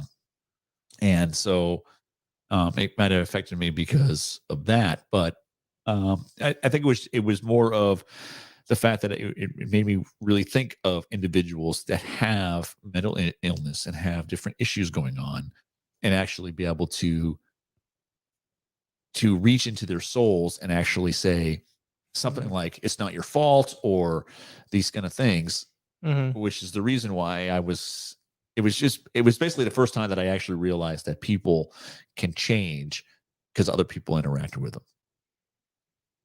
It can be hard to, I guess that would be a big moment in life. Yeah, that's what I'm talking about. Yeah, that's why I think that Robin Williams made a big impact in my life, just because of that performance. Now, I'm not saying that the guy who was the other part of that movie, what the hell's his name? See, this is the reason. Matt Damon? Yeah, Matt Damon. I mean, Matt Damon didn't make it. Matt Damon. Did you see him in Thor? No. Ragnarok? No. What I'm referring to is Team America World Police. You ever seen that movie? Yes. That's actually that probably falls in my top 8. No, probably like my top 5 comedies. But I'm talking about movies that actually affected your life. So this is an art. So it's just like it's funny when I think about that, is most of the movies I don't even like consider serious movies. My brain just automatically shoots to comedies. Yeah, which is funny. Yeah. I mean, I think that's the reason why I've watched a lot of comedies, and I remember watching Dumb and Dumber, and my friends and I would laugh our ass off, and we would make fun of it forever, and it would be inside jokes forever, you know. But I'm thinking of movies that actually you watch and you sit there and go, wow, I've been looking at the world wrong. Yeah. This is the reason why when people say that it's not a big deal that that Hollywood has the hold of our moral compass, I would disagree. Yeah. You know, what's funny is that I'm going to go on a tangent. Here we go. You know, I watched Avengers Endgame. You've seen this movie. There's so many of them. I don't even know which it was ones the last one that came. It was the last one that came out before Spider-Man. Okay. It was the one that Thanos, and they went back in time and they got their stones and they came back. And spoiler alert, by the way. And Thanos shows up. Okay. So Captain America, Iron Man, and Thor are fighting Thanos before everybody else shows up. And Thanos took out Thor and Iron Man, and Captain America picked up Mjolnir. And here he is. And at this point, he's broken his shield. He's standing alone by himself, basically looking onto this horde of soldiers that Thanos has brought with him. Okay. And here he is talking about And this is how these movies affect me, because I'm watching this, and here he is. He gets up because his character is basically goes, I can do this all day, and he never gives up. That is Captain America. That's the reason why I have a shield right there. The guy gets up, and yet knowing that his odds are destroyed, I mean, small, his whole army against him, he still gets up and says, I am not going to let this guy pass me. And here, and to me, that represents America, because he is Captain America. But this is who he is. Everything that is wrong or anything that you find is evil is up against you, and yet this person, America, will stand in front of that and say, "No, not today." That doesn't make you feel patriotic. I don't know what will. And then, what makes you tear up is before he had to do this alone, everybody shows up. And that, because at that point, you have to remember, he's got his butt kicked. He's on the ground. He just keeps on getting up, I can do this all day. I'm going to keep on getting up. What aggravates me to all hell is that I know that Chris Evans doesn't feel that way. Yeah. And so you kind of sit there and go, well, this is who we are as America. And then I hear people talk about how horrible America is, and it drives me crazy. Yeah. So that's my 2 cents on Captain America. Wait. When you say Chris Evans, are you talking about Chris Evans the person? Actor, yes. Okay. So he's not. I will. I'm going to look at the camera and I'm going to say I can tell the difference between a character in a movie and the actor itself. Okay. Therefore, if Chris Evans does something horrible, I'm just going to say, for people who think that Trump should be taken out of Home Alone 2, you dumbasses, you have to look at the art versus the character. Yeah. I would 100% agree with that. So like when we were talking about when there was that big, when they released the flight logs for the Epstein plane and they realized that all these people were on it, like Tom Hanks. I think maybe we talked about this before, or maybe it was just Joe and I, but we were like, okay, so what if we found out Tom Hanks was a major pedo? Would you still watch Saving Private Ryan, one of my favorite movies of all time? Would you still watch Saving Private Ryan? I'm like, yes, 100%, because you could separate reality from fiction. So exactly what you explained is that's not Tom Hanks that you're watching. That's him representing American soldiers and the struggle during World War II. Correct. Yeah. So I get what you're trying to say. Yeah. Well, I'm just trying to say is that when I watch Endgame, I see Captain America at the end of that movie as America against the world, against whatever evil you want to put in that space. They're going to say, not today, because we are the freest nation on this world. On this nation. This is what happens when you drink too much peach. Beam. Hashtag not sponsored. Hashtag more sponsors. Anyways, the point is that I watch that and then I turn around and I listen to Chris Evans talk about something silly, and you're just like, I don't know Chris Evans as a person. He talks about kind of weird shit or what? Well, no, I mean, Chris Evans as a person, I think that he's fine. He goes to hospitals, he does his stuff, but he definitely has a liberal point of view, and I've heard him make anti-American, like how horrible we are as a nation. Why the fuck are you playing Captain America? Because he gets paid to do that. Yeah. But to be honest with you, I don't know Chris Evans from Adam, and I do think that, the guy, he probably is a good guy. And the same thing is like right now, I like Chris Pratt. Now, if he turns out to be a pedophile, I really hope not, because I feel like Chris Pratt's one of those guys who I've actually heard good things about him. I feel like he's one of those guys you can hang out with. Yeah, but I don't know. And that's what I like about Chris Pratt is that he could, and he also was the one that everybody hates because he's more. He doesn't really say what he is like politically, which I think he does. That's because he's smart. But I think he's more libertarian and whatever. Yeah. And so, I mean, he definitely is a guy who believes in God, and so I have to give the guy respect. Yeah.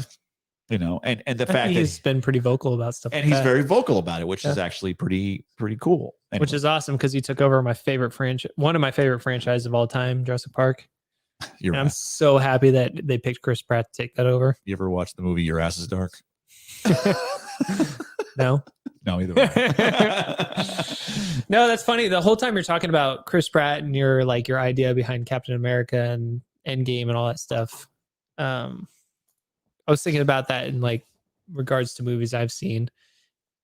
And same thing as Saving Private Ryan, how there's this one guy, Captain Miller in Saving Private Ryan, who Tom Hanks plays. He originally gets assigned this, he gets his assignment to save Matt Damon. Yeah, he doesn't want to do it. Yeah, and he doesn't want to do it at the beginning, but as the squad progresses and he sees people die for this cause, he ends up dying for Matt Damon at the end of this. Spoiler alert. Yeah. Well, if you haven't seen it by now, I think that came out like 93, 94, somewhere in there. But it's the same concept where he finds this thing that's bigger than him and he ends up dying for it. Just so you know, if anybody has not seen the movie, it is really about the journey. It's not about the end. Yeah. So we haven't really spoiled anything. So if you haven't seen it, please go do that. But pay me $5. Pay you $5 on our Patreon, what we don't have. We need a Venmo link or something we can put up. Joe said, "Here we go. Here's your comment for you." Pedro Hanks is amazing in it. Thank you, Joe. I think I referenced you earlier, Joe. We had this conversation about whether, hopefully you were listening before, how we would still watch Tom Hanks movies even if we found out he was a pedo. Yeah, well, and that's the funny thing is that again, I can watch Chris Evans as Captain America and go, this guy here, even though you don't agree with him politically, and who knows if I do or not. Yeah, you know, the problem is that majority of people in Hollywood, and I look at Hollywood, I go, these guys don't get it, and here they are lecturing us how morals work when they don't even, I don't know. I sit there and I look at a character like Captain America and go, this guy gets it. Mm-hmm. You look at the movie like Civil War, the whole point of that conflict was the fact that he was saying, why would we give this much power to a government? Mm-hmm. Now, I can also see, the Iron Man side of things. Which we're doing, by the way. Yeah, we're giving a lot of power to these idiots. And I don't think that, whoa, weird. Things starts shaking, like, oh, they're letting them know that we're giving us power. Yeah, no, they're cutting us off. Shut them down! Shut them down! Cut them off. Code red. I think that the problem is this is the reason why Daily Wire is decided to get into a lot of movies because they're. I'm excited to see that new movie. Hopefully, it's good. But, well, I think you have to subscribe to Daily Wire and whatever. The point is, though, is that here these guys are doing. They're trying to actually make just good movies that have good American values and whatnot, are not trying to shove down some kind of woke agenda. Yeah. And I'm going to go on a little nerd tangent here for a second. Do it. But, you watch shows. Okay. So I'm a Doctor Who guy. I'm a Star Trek guy. I'm a Star Wars guy. Is this the Star Trek sign? Is this how it goes? Yeah. That's the shocker. So that's not Star Trek. Yeah. You have the live long and prosper, and then you have the shocker, which is, it's the same thing. Oh, my bad. Yeah. It's live long and prosper. And then it's like, just fucking prosper. 2 in the pink, 1 in the stink. Yes. Exactly. That's what they do all the time. Hey, Joe wants me to call. You, fuck you, Joe. You're not part of this podcast anymore. Yeah. What do you say?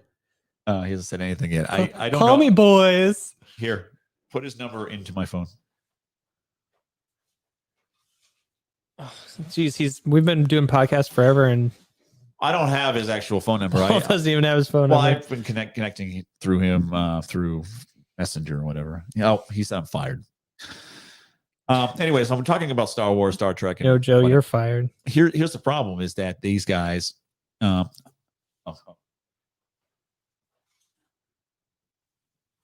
Good, so Joe can talk because I'm going to piss my pants. So guys, I'm going to piss my pants. What's up, guys? Hey, you made it to the podcast. What's up, bitch boy?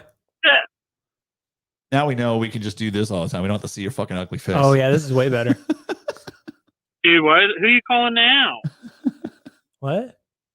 Who are you calling now? Oh, I thought I heard a ring thing going on. No, just you. I'm about to order some Chick-fil-A, but yeah, you guys are talking about movies, the whole ironic shit about like Captain America. Mm-hmm. The other one that everybody celebrated was Black Panther. Oh, and yeah. they're like, oh, Wakanda. And it's like, yeah, this giant place they didn't want to let immigrants in. They had this giant wall. It was all the different things. It's like, oh, okay. It's all ass backwards. Like, was it the guy from Black Panther? Wasn't he the one who was like sick the whole time and then ended up dying right after the movies? He died last year. Yeah. And actually, that affected me a lot because he's the same age as I am. Yeah. Well, he was the same age as I am. Yeah. And here I am sitting here going, oh my God, I might not. Your mortality kick in or something like that? Yeah, it's a big deal. Plus, I really like Chadwick. I thought he did a great job. Mm-hmm. And I think he did a great job even for the Black community and his stance. Same thing with Denzel Washington. Their stance on those kind of things is much more healthy than anything that Reverend, whatever his name is. Come on, Joe, help me out. Reverend, whatever. Warnock. Hey, I'm going to mute real quick. I'm ordering some Popeyes, bros. Popeyes? I thought you were going to Chick-fil-A. # not sponsored by Popeyes. any of those. # fat ass. So when Joe and I lived together, he used to get like Popeyes all the time. And it's funny because like Popeyes was always one of those places where like, who the fuck eats at Popeyes? But I know it's huge in certain places. Where we were at, it's not really that big, but Joe would get fucking Popeyes all the time. And it just didn't make any sense to me. My wife and I went to Popeyes once. Yeah. And everything tasted the same. I mean, they all had the same spices. So you got the fries. I'm sure it's great. Chicken. Don't get me wrong. I just thought that everything tasted the same. Yeah. I don't know. I'm sure it's awesome. It was just funny because it's just not a big thing where we're at. Joe just got it all the time. And all right. Yeah. And he's a fat piece of shit. So everybody online. All right. Well, fuck yourself, Robert. All right, well, fuck yourself. I was waiting for that. Oh man, that's funny. I just finished ordering 5 chicken sandwiches.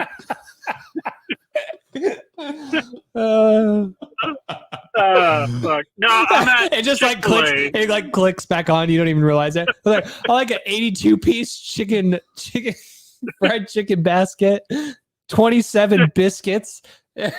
Honey, what do you want? I didn't get Popeyes. That was literally the debate of my night right now, is if I get Popeyes or not. Oh man, dude, I haven't had Popeyes since like we lived together, and like I ate like a little Popeyes bit of yours. Is beautiful. Yeah, I heard you were talking shit about my Popeyes. I love Popeyes. I mean, like I don't get it. What's the difference between Popeyes and like KFC, or I mean, just going to like any like Hy-Vee or something and just getting fried chicken? I don't know. It tastes better. You get the spicy chicken. Okay, so let me break it down.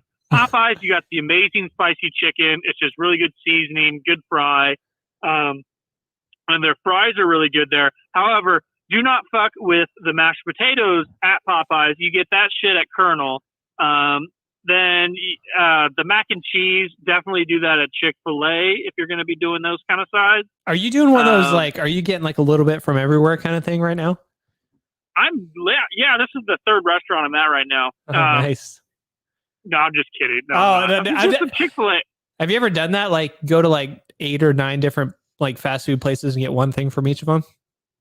I know you think I'm a fat piece of shit. No. I don't do that. I'm saying this because I've done it before, and it's actually kind of cool. Like we went to Taco Bell, got potato Lays, then we went through another place and got something. Like we literally went to like 8 different places. This is when my wife lived in Kearney, and yeah, we had like it was cool. This is back when I didn't give a shit, I suppose, but back when my metabolism was firing on all cylinders. Yeah, it's kind of like mine is right now, you know. Mine's not. I work very hard. I try to, anyways. Yeah. I disagree. I think you could just eat anything you want, Robert, and it will just melt off. I think you'd be surprised. I on the other hand, at 43, there is no fucking metabolism. It's all fucking gone. Gone. I think it comes back if you take care of yourself a little bit. But anyways, what enjoy that Popeyes. What are you trying to say? I'm not taking care of myself. I'm working out with your ass. Oh man, I don't know. Did you say you're working out that ass? I'm working out, fat ass. Bro. I thought this was a PG podcast. What's going on? Yeah, PG. Oh, we got kicked off Facebook already. So well, it looks like we're you back. You didn't get kicked off Facebook. Oh, we didn't.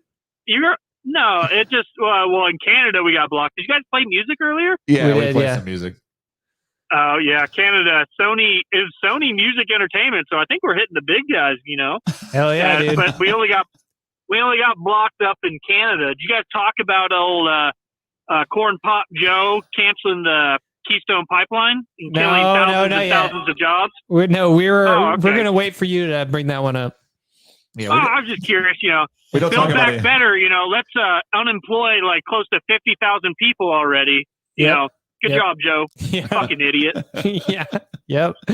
Yep. Yep. Dude, even Justin Trudeau came out and was like, please rescind this. Don't stop this because it's going to fucking cripple Alberta's economy out there. And then the dipshits that think, oh, yeah, save the environment. Yeah. You know what they're going to do to bring all that oil down there now, you dumbasses? They're going to load it up onto fucking trucks and drive it. Yeah. You fucking idiot. What are you doing? Yes. It's stupidity at its finest. Yes. 100%. Yeah. And if you don't see that, I'm sorry. I'm sorry you don't see that. I think we just want $5 a gallon. But people don't realize like electric cars they're on their way, but that's not something that's going to happen anytime in the near future. So, you got to at least get us to that future somehow. Well, and then if you do get one, you have to buy a Tesla, of course.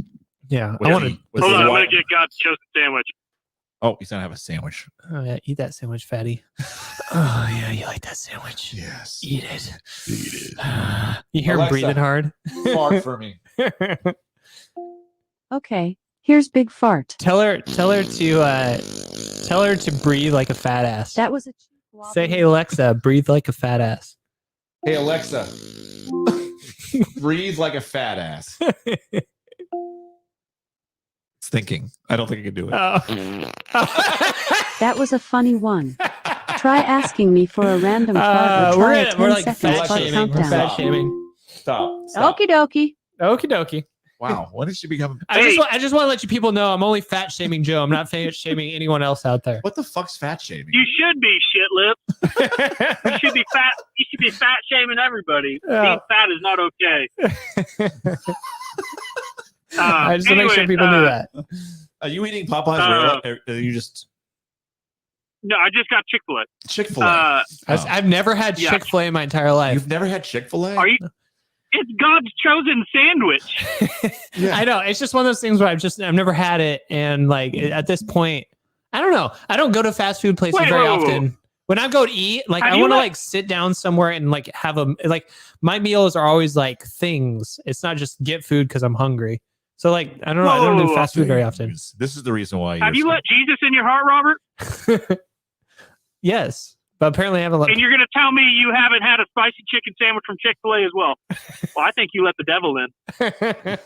You need to get a spicy chicken, bro. I think it's possible to make that connection. Yeah, I think it's possible to make that connection. It's 100%. I think it was in Psalms something. Help me out here, Paul. I'm not going to touch this. Paul. There's no way I'm touching this. Yeah. Fuck. I don't know what I was saying. Oh, so...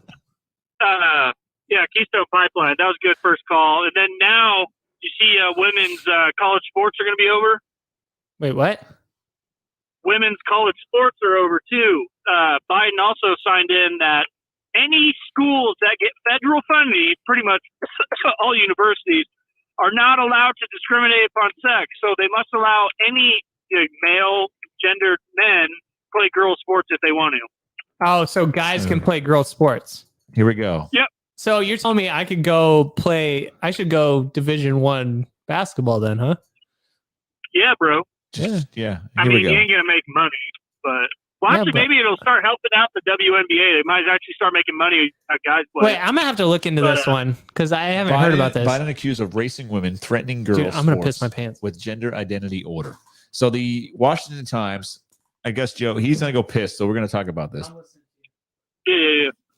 So President Biden opened Pandora's box with his executive order on gender identity and sexual orientation, pushing the hotly contested issues of transgender participation in women's athletics for the sidelining of spotlight. So what I don't want to read this whole thing. What's the deal with it? It's generally, I mean, it sounds good on the cover of it, but because it's like they may not discriminate based on gender. But Their definition of gender is you can choose what gender you are. There's no biological sex anymore. So thus, that allows now all schools that get federal money, which is literally all universities. Like if some student gets like a fucking FAFSA loan, which is like everybody, they have to allow this rule. They have to follow this, which would then allow any guy, let's say it's fucking Arnold Schwarzenegger, and he's like, I identify as a woman, and then go and just dominate. Well, you had Zuby. So Zuby, he's a musician out of the UK, and he self-identified as a female and broke like numerous weightlifting records in the female world. Yep. And then he changed back. He changed back. He legit. He did it. I mean, he's a conservative kind of guy, but he just pointed out the fucking hypocrisy. I mean, well, not hypocrisy, the stupidity behind it. Yeah. It looks and feel good on the surface, but it's really, really, really horrible to female sports because, we had lawsuits like 2 or 3 years ago. These girls in college are like suing. They're like, this is unfair. Like you're letting these, biological men compete in our sport. And it's like some of them don't make states. They don't make the playoffs or whatever because of this. But the big thing I love is, what was it, 2010 or back, and Obama he did not believe in gay marriage when he entered office.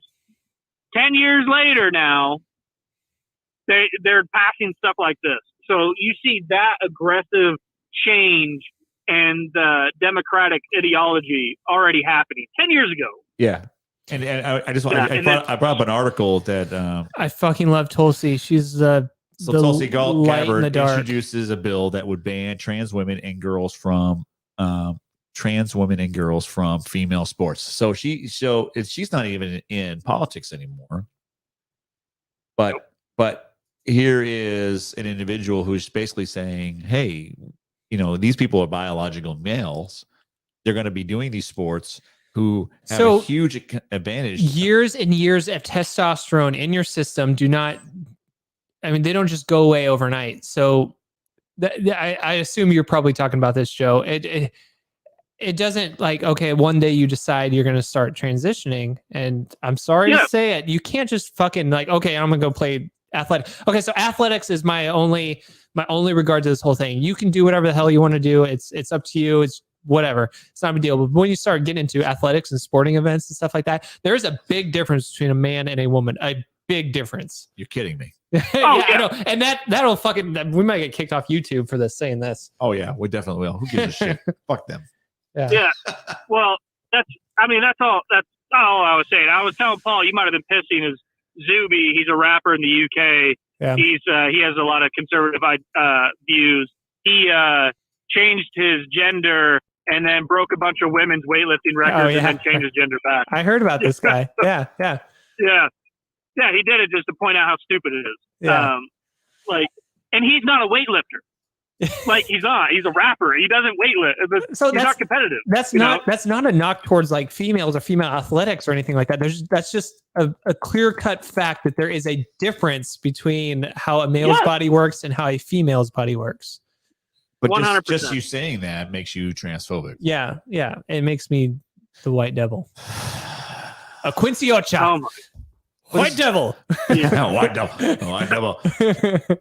Huh? Did you see the other thing Joe Biden wrote up? He created an executive order on? Sure. He's enforcing prima nocta now. Paul doesn't get it. I wasn't listening. I was typing it up. Joe Biden, he wrote an executive order and he's reenacting prima nocta. I don't know what that is. Gives him the right to bed your wife on the wedding night. On your wedding night. Have you ever remember the movie Braveheart? Yes. Yeah. So the Lord, the Lord of the Land it enforces prima nocta, which pretty much gives the Lord of that land the right to bless your marriage by banging your wife before you do on your marriage night. Now I know what that is. Yeah. Wasn't that in Game of Thrones for a little bit too? I don't know about that. But Wouldn't that be funny though? That'd be my first act as He did. president. It's crazy. Like, if someone like voted me in just to like fuck with people, just to troll people. Be my first order of business. Yeah. My first executive order, prima nocta. Yeah, dude. Oh God. Well, hey boys, I need to go. Yeah, I've been enjoying the podcast. It's great. You got a new follower. We do. Thank you. You're welcome. Keep it up. Someday I think you guys are gonna make it. Follow your dreams. We are definitely trying hard. Can't you tell? Hey, dude, do you guys play that TikTok, the second one with the guy that runs through his Alexa? Yeah, well, my sound is also fucked up because you're not. Oh part yeah, of that's this. right. Yeah, no. It's your fault. Oh God, that shit was hilarious. Yeah. I. All right, boys. Well, I'll talk to y'all later. I gotta get out of here. All right. I gotta call my wife. All right. All right. Later. Take care. Bye. Well, that was a special guest, and His name is Yosaf. Yosaf. I can't even think a last name. I can't even come with anything good.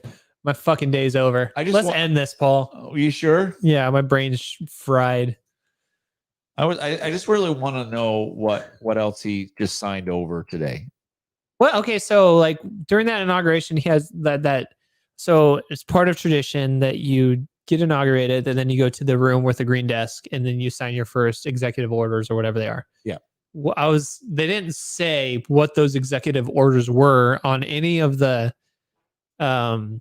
like the coverage, like C-SPAN or whoever was covering it, CNN.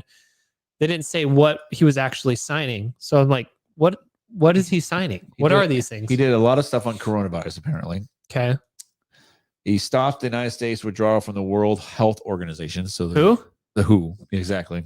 I didn't get you. Yeah, no, I'm not that dumb. Yeah. With Dr. Fauci becoming the head of the the people who go hang out with WHO. He basically rejoined the Paris Accord, so yay. I'm not 100% sure on that. Like, You're not sure on what? The Paris Accord? You're not sure on how it's fucking us?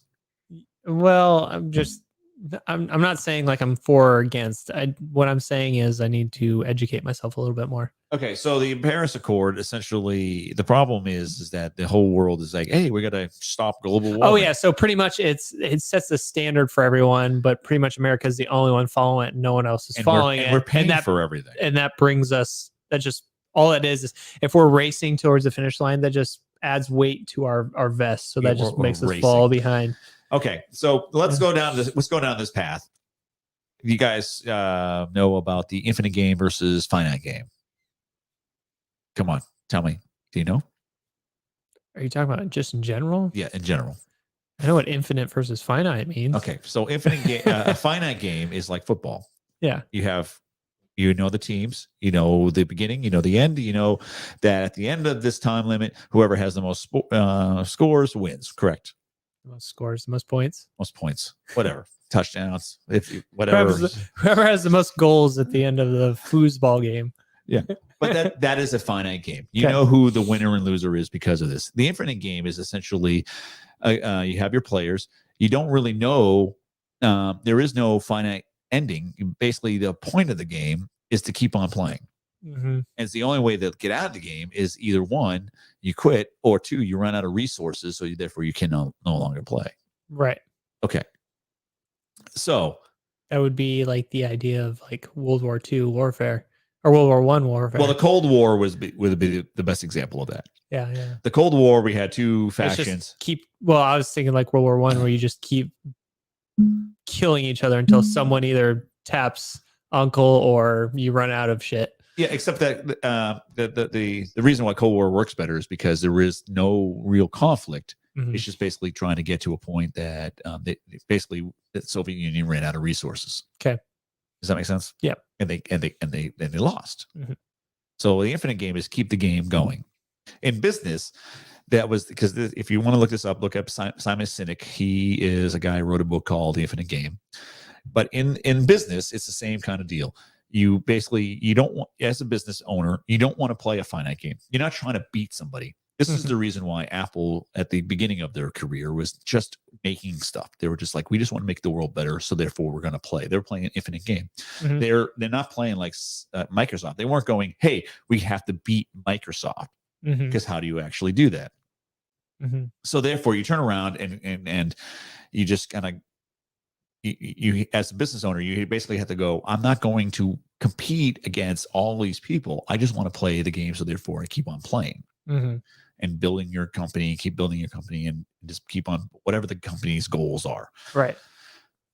This is the problem I have with the Paris Accord.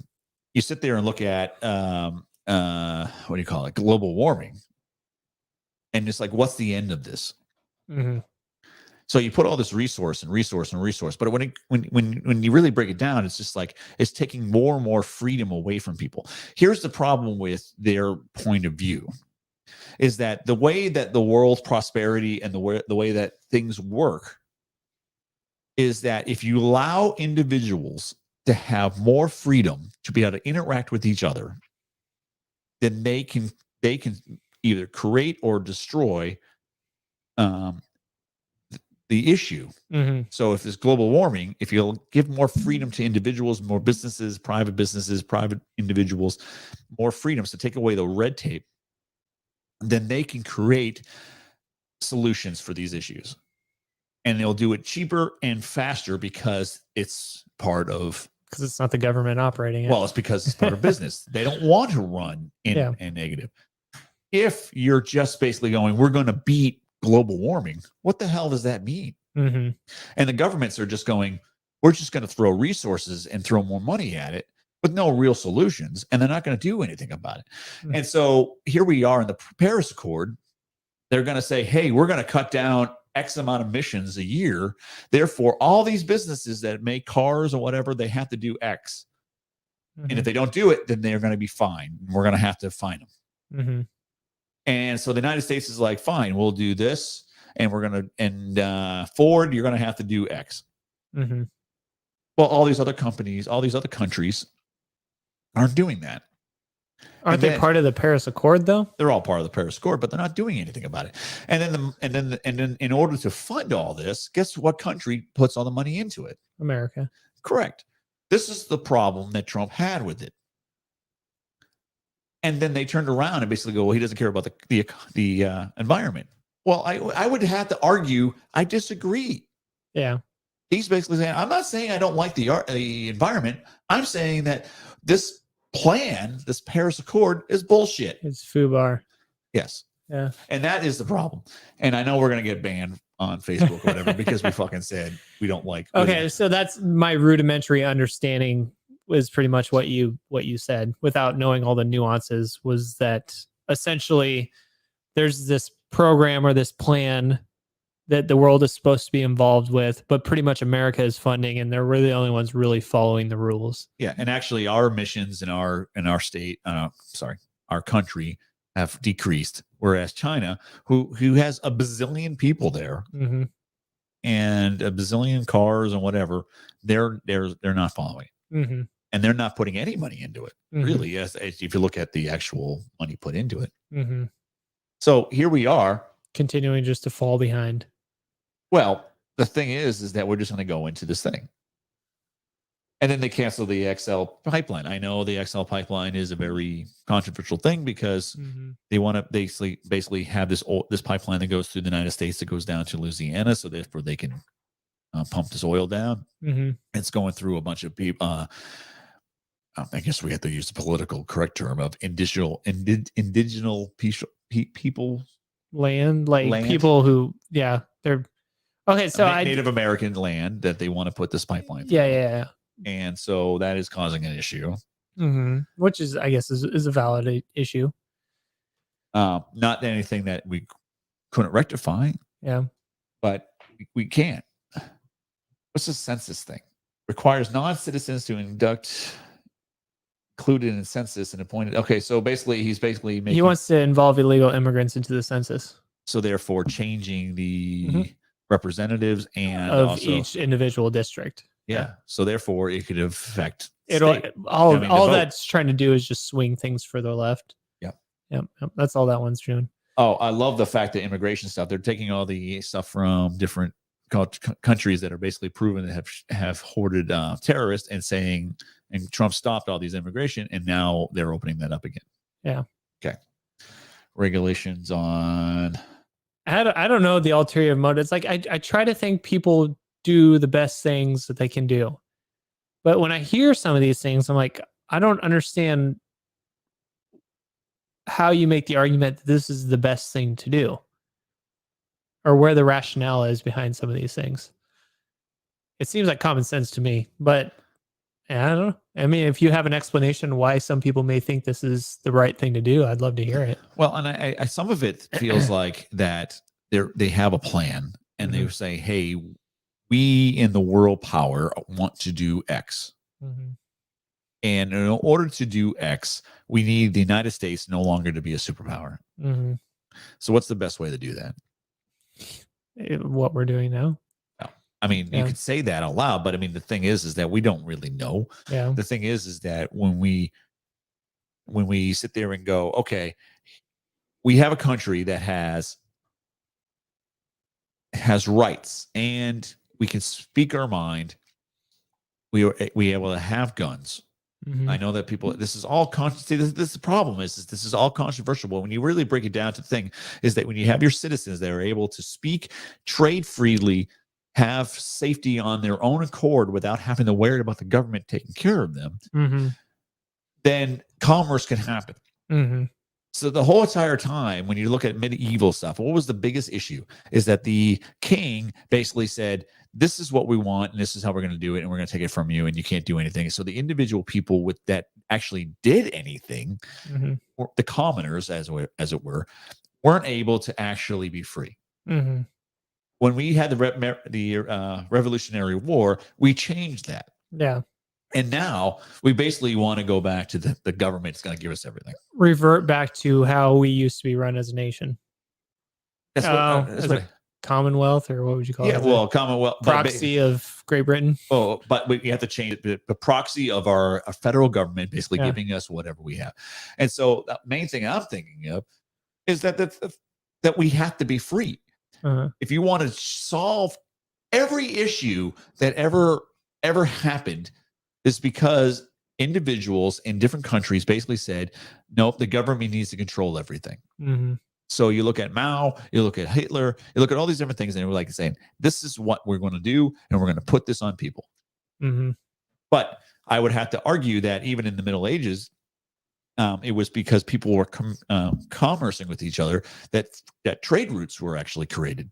And these people were able to trade with each other, able to hang out, and then basically go exchange ideas, thoughts, and And so here we are. I'm going to say, hey, Robert, I need physical exercise. You can provide that for me. I can give you this. And therefore, together, we can come up with some sort of way of benefiting my life and your life. What was it? Adam Smith had an economic book called The Wealth of Nations. And then there was a whole bunch of stuff wrong with The Wealth of Nations because it talks about labor and all that stuff. But one of the big ththings they talked about in The Wealth of Nations was how everyone is basically, you basically don't look at, what was the quote? I'm trying to remember it. That basically your dinner doesn't come from the benefit because of the baker and the people making your meals because they're happy to do it for you. They're making your dinner because you're going to pay them and they're going to benefit from it. Right. And so therefore, if you look at the benefit of how you look at everybody and go, hey, if you do A and I do B, then I'm going to prosper because of this, and you're going to prosper because of this. And then you can actually make wealth. And everybody can make wealth because there is no way to stop that. Anyways, I know that it's like 2 hours in, and here I am going on a philosophical train. I hear you. Well, what started this? Well, it had to sometimes like we'll get like halfway into conversations. I'll be hearing like what people are saying, and like, yes, that totally makes sense. Wait, how did we get here? Well, it basically comes back down to the Paris Accord. Oh yeah, yes, Paris Accord. That's where we started. The Paris Accord drives me crazy because it comes down to is that the world governments think this is what the best thing is. Okay. And if you really want to solve the issue of global warming, if you believe that exists. But wouldn't you expect that? I suppose this, if you think, or if you believe that people are sinful by nature, or now we're going to go to religion, bad by nature, or whatever, that if you give the people the freedom to make the decisions for themselves, they're probably going to choose the wrong decision. Like, it's easier to dispose of this barrel of oil in this lake than, get rid of it the way I should be getting rid of it. There is downsides to capitalism, like there is downsides to liberalism. Mm-hmm. The difference is I'm talking about a macro version of what benefits you benefits me. Therefore, I need whatever you're going to give. I need to be benefit. I need to have benefit from it. Mm-hmm. Therefore, I need to give you as something that you also find benefit, have benefit in. Therefore, if I say like for instance, look at Tesla. Okay. Here's an individual who's definitely looking at as an individual company. Elon Musk, individual company saying, we're going to do A, B, and C. But when it comes down to it, the benefit that they're creating is they're doing solar panels for roofs. Yeah. They're doing electric cars. They're basically space exploration. They're doing faster travel. Yeah. They're actually trying to trying to better mankind and how we function. But this is an individual company, not a government doing this. And this is someone who, when you put extreme regulations on him, ran away. So like they were originally based out of California. You put these extreme regulations on him, he got the hell out of there. He got out of there. Yeah. The thing is that if you look at this whole example of what I'm talking about, is that he is benefiting man because of what he wants to do, because he's sitting there going, okay, you want to solve these issues? This is how we do it. He is on turn is what? The richest man on the earth right now, or he was, and then a day later he's not, and then a day after that he is, and then he's not, and then you know how it is. The point is that he's benefiting by becoming rich. Yeah, we're benefiting because we get to use a Tesla. We get to have solar panels that don't look like big, huge honking platforms on our roofs. We actually get to make it look like a roof tile. Save a little bit of money on electricity. In Buffalo, New York. Yeah, made in America. And we get to have a more efficient because this guy made it. But for some reason, they want to regulate the shit out of that.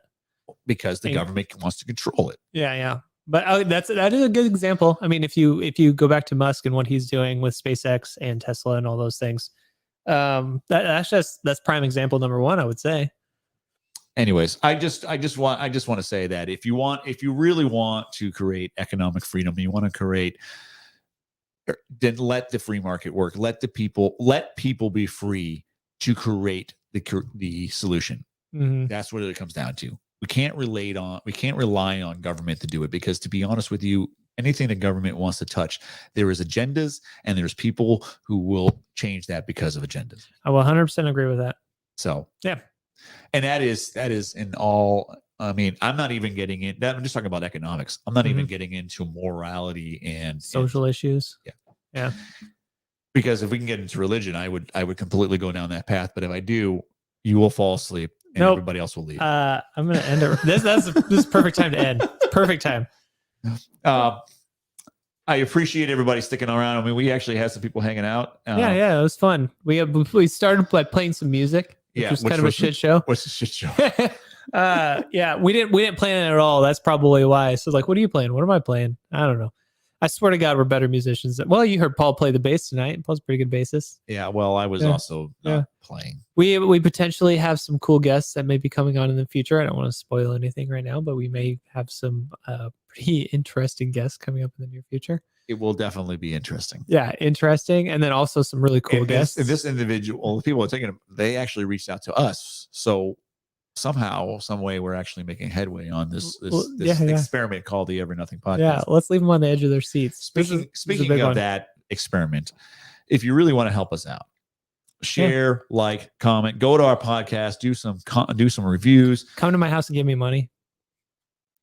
Yeah, you can go to That too. Don't forget that. Yeah, just give us all your money. we'll do. What are we like talking about? Capitalism and like exchanging services. So we're giving you service. Like the government. Give me some money. Yeah. Well, just like the government, we'll just do with your money everything that we want to do. Don't give me your money. I'm just kidding. Again, going back to Adam Smith, even back in the 1776 when he wrote this, it has come down to our benefit, for your benefit, my benefit, and your benefit as a listener. If you feel like you're getting any kind of enjoyment out of this, please like and share. That's and all we ask. Like and share. That's all we ask. Yeah. All right. We love you. Peace. And have a good one.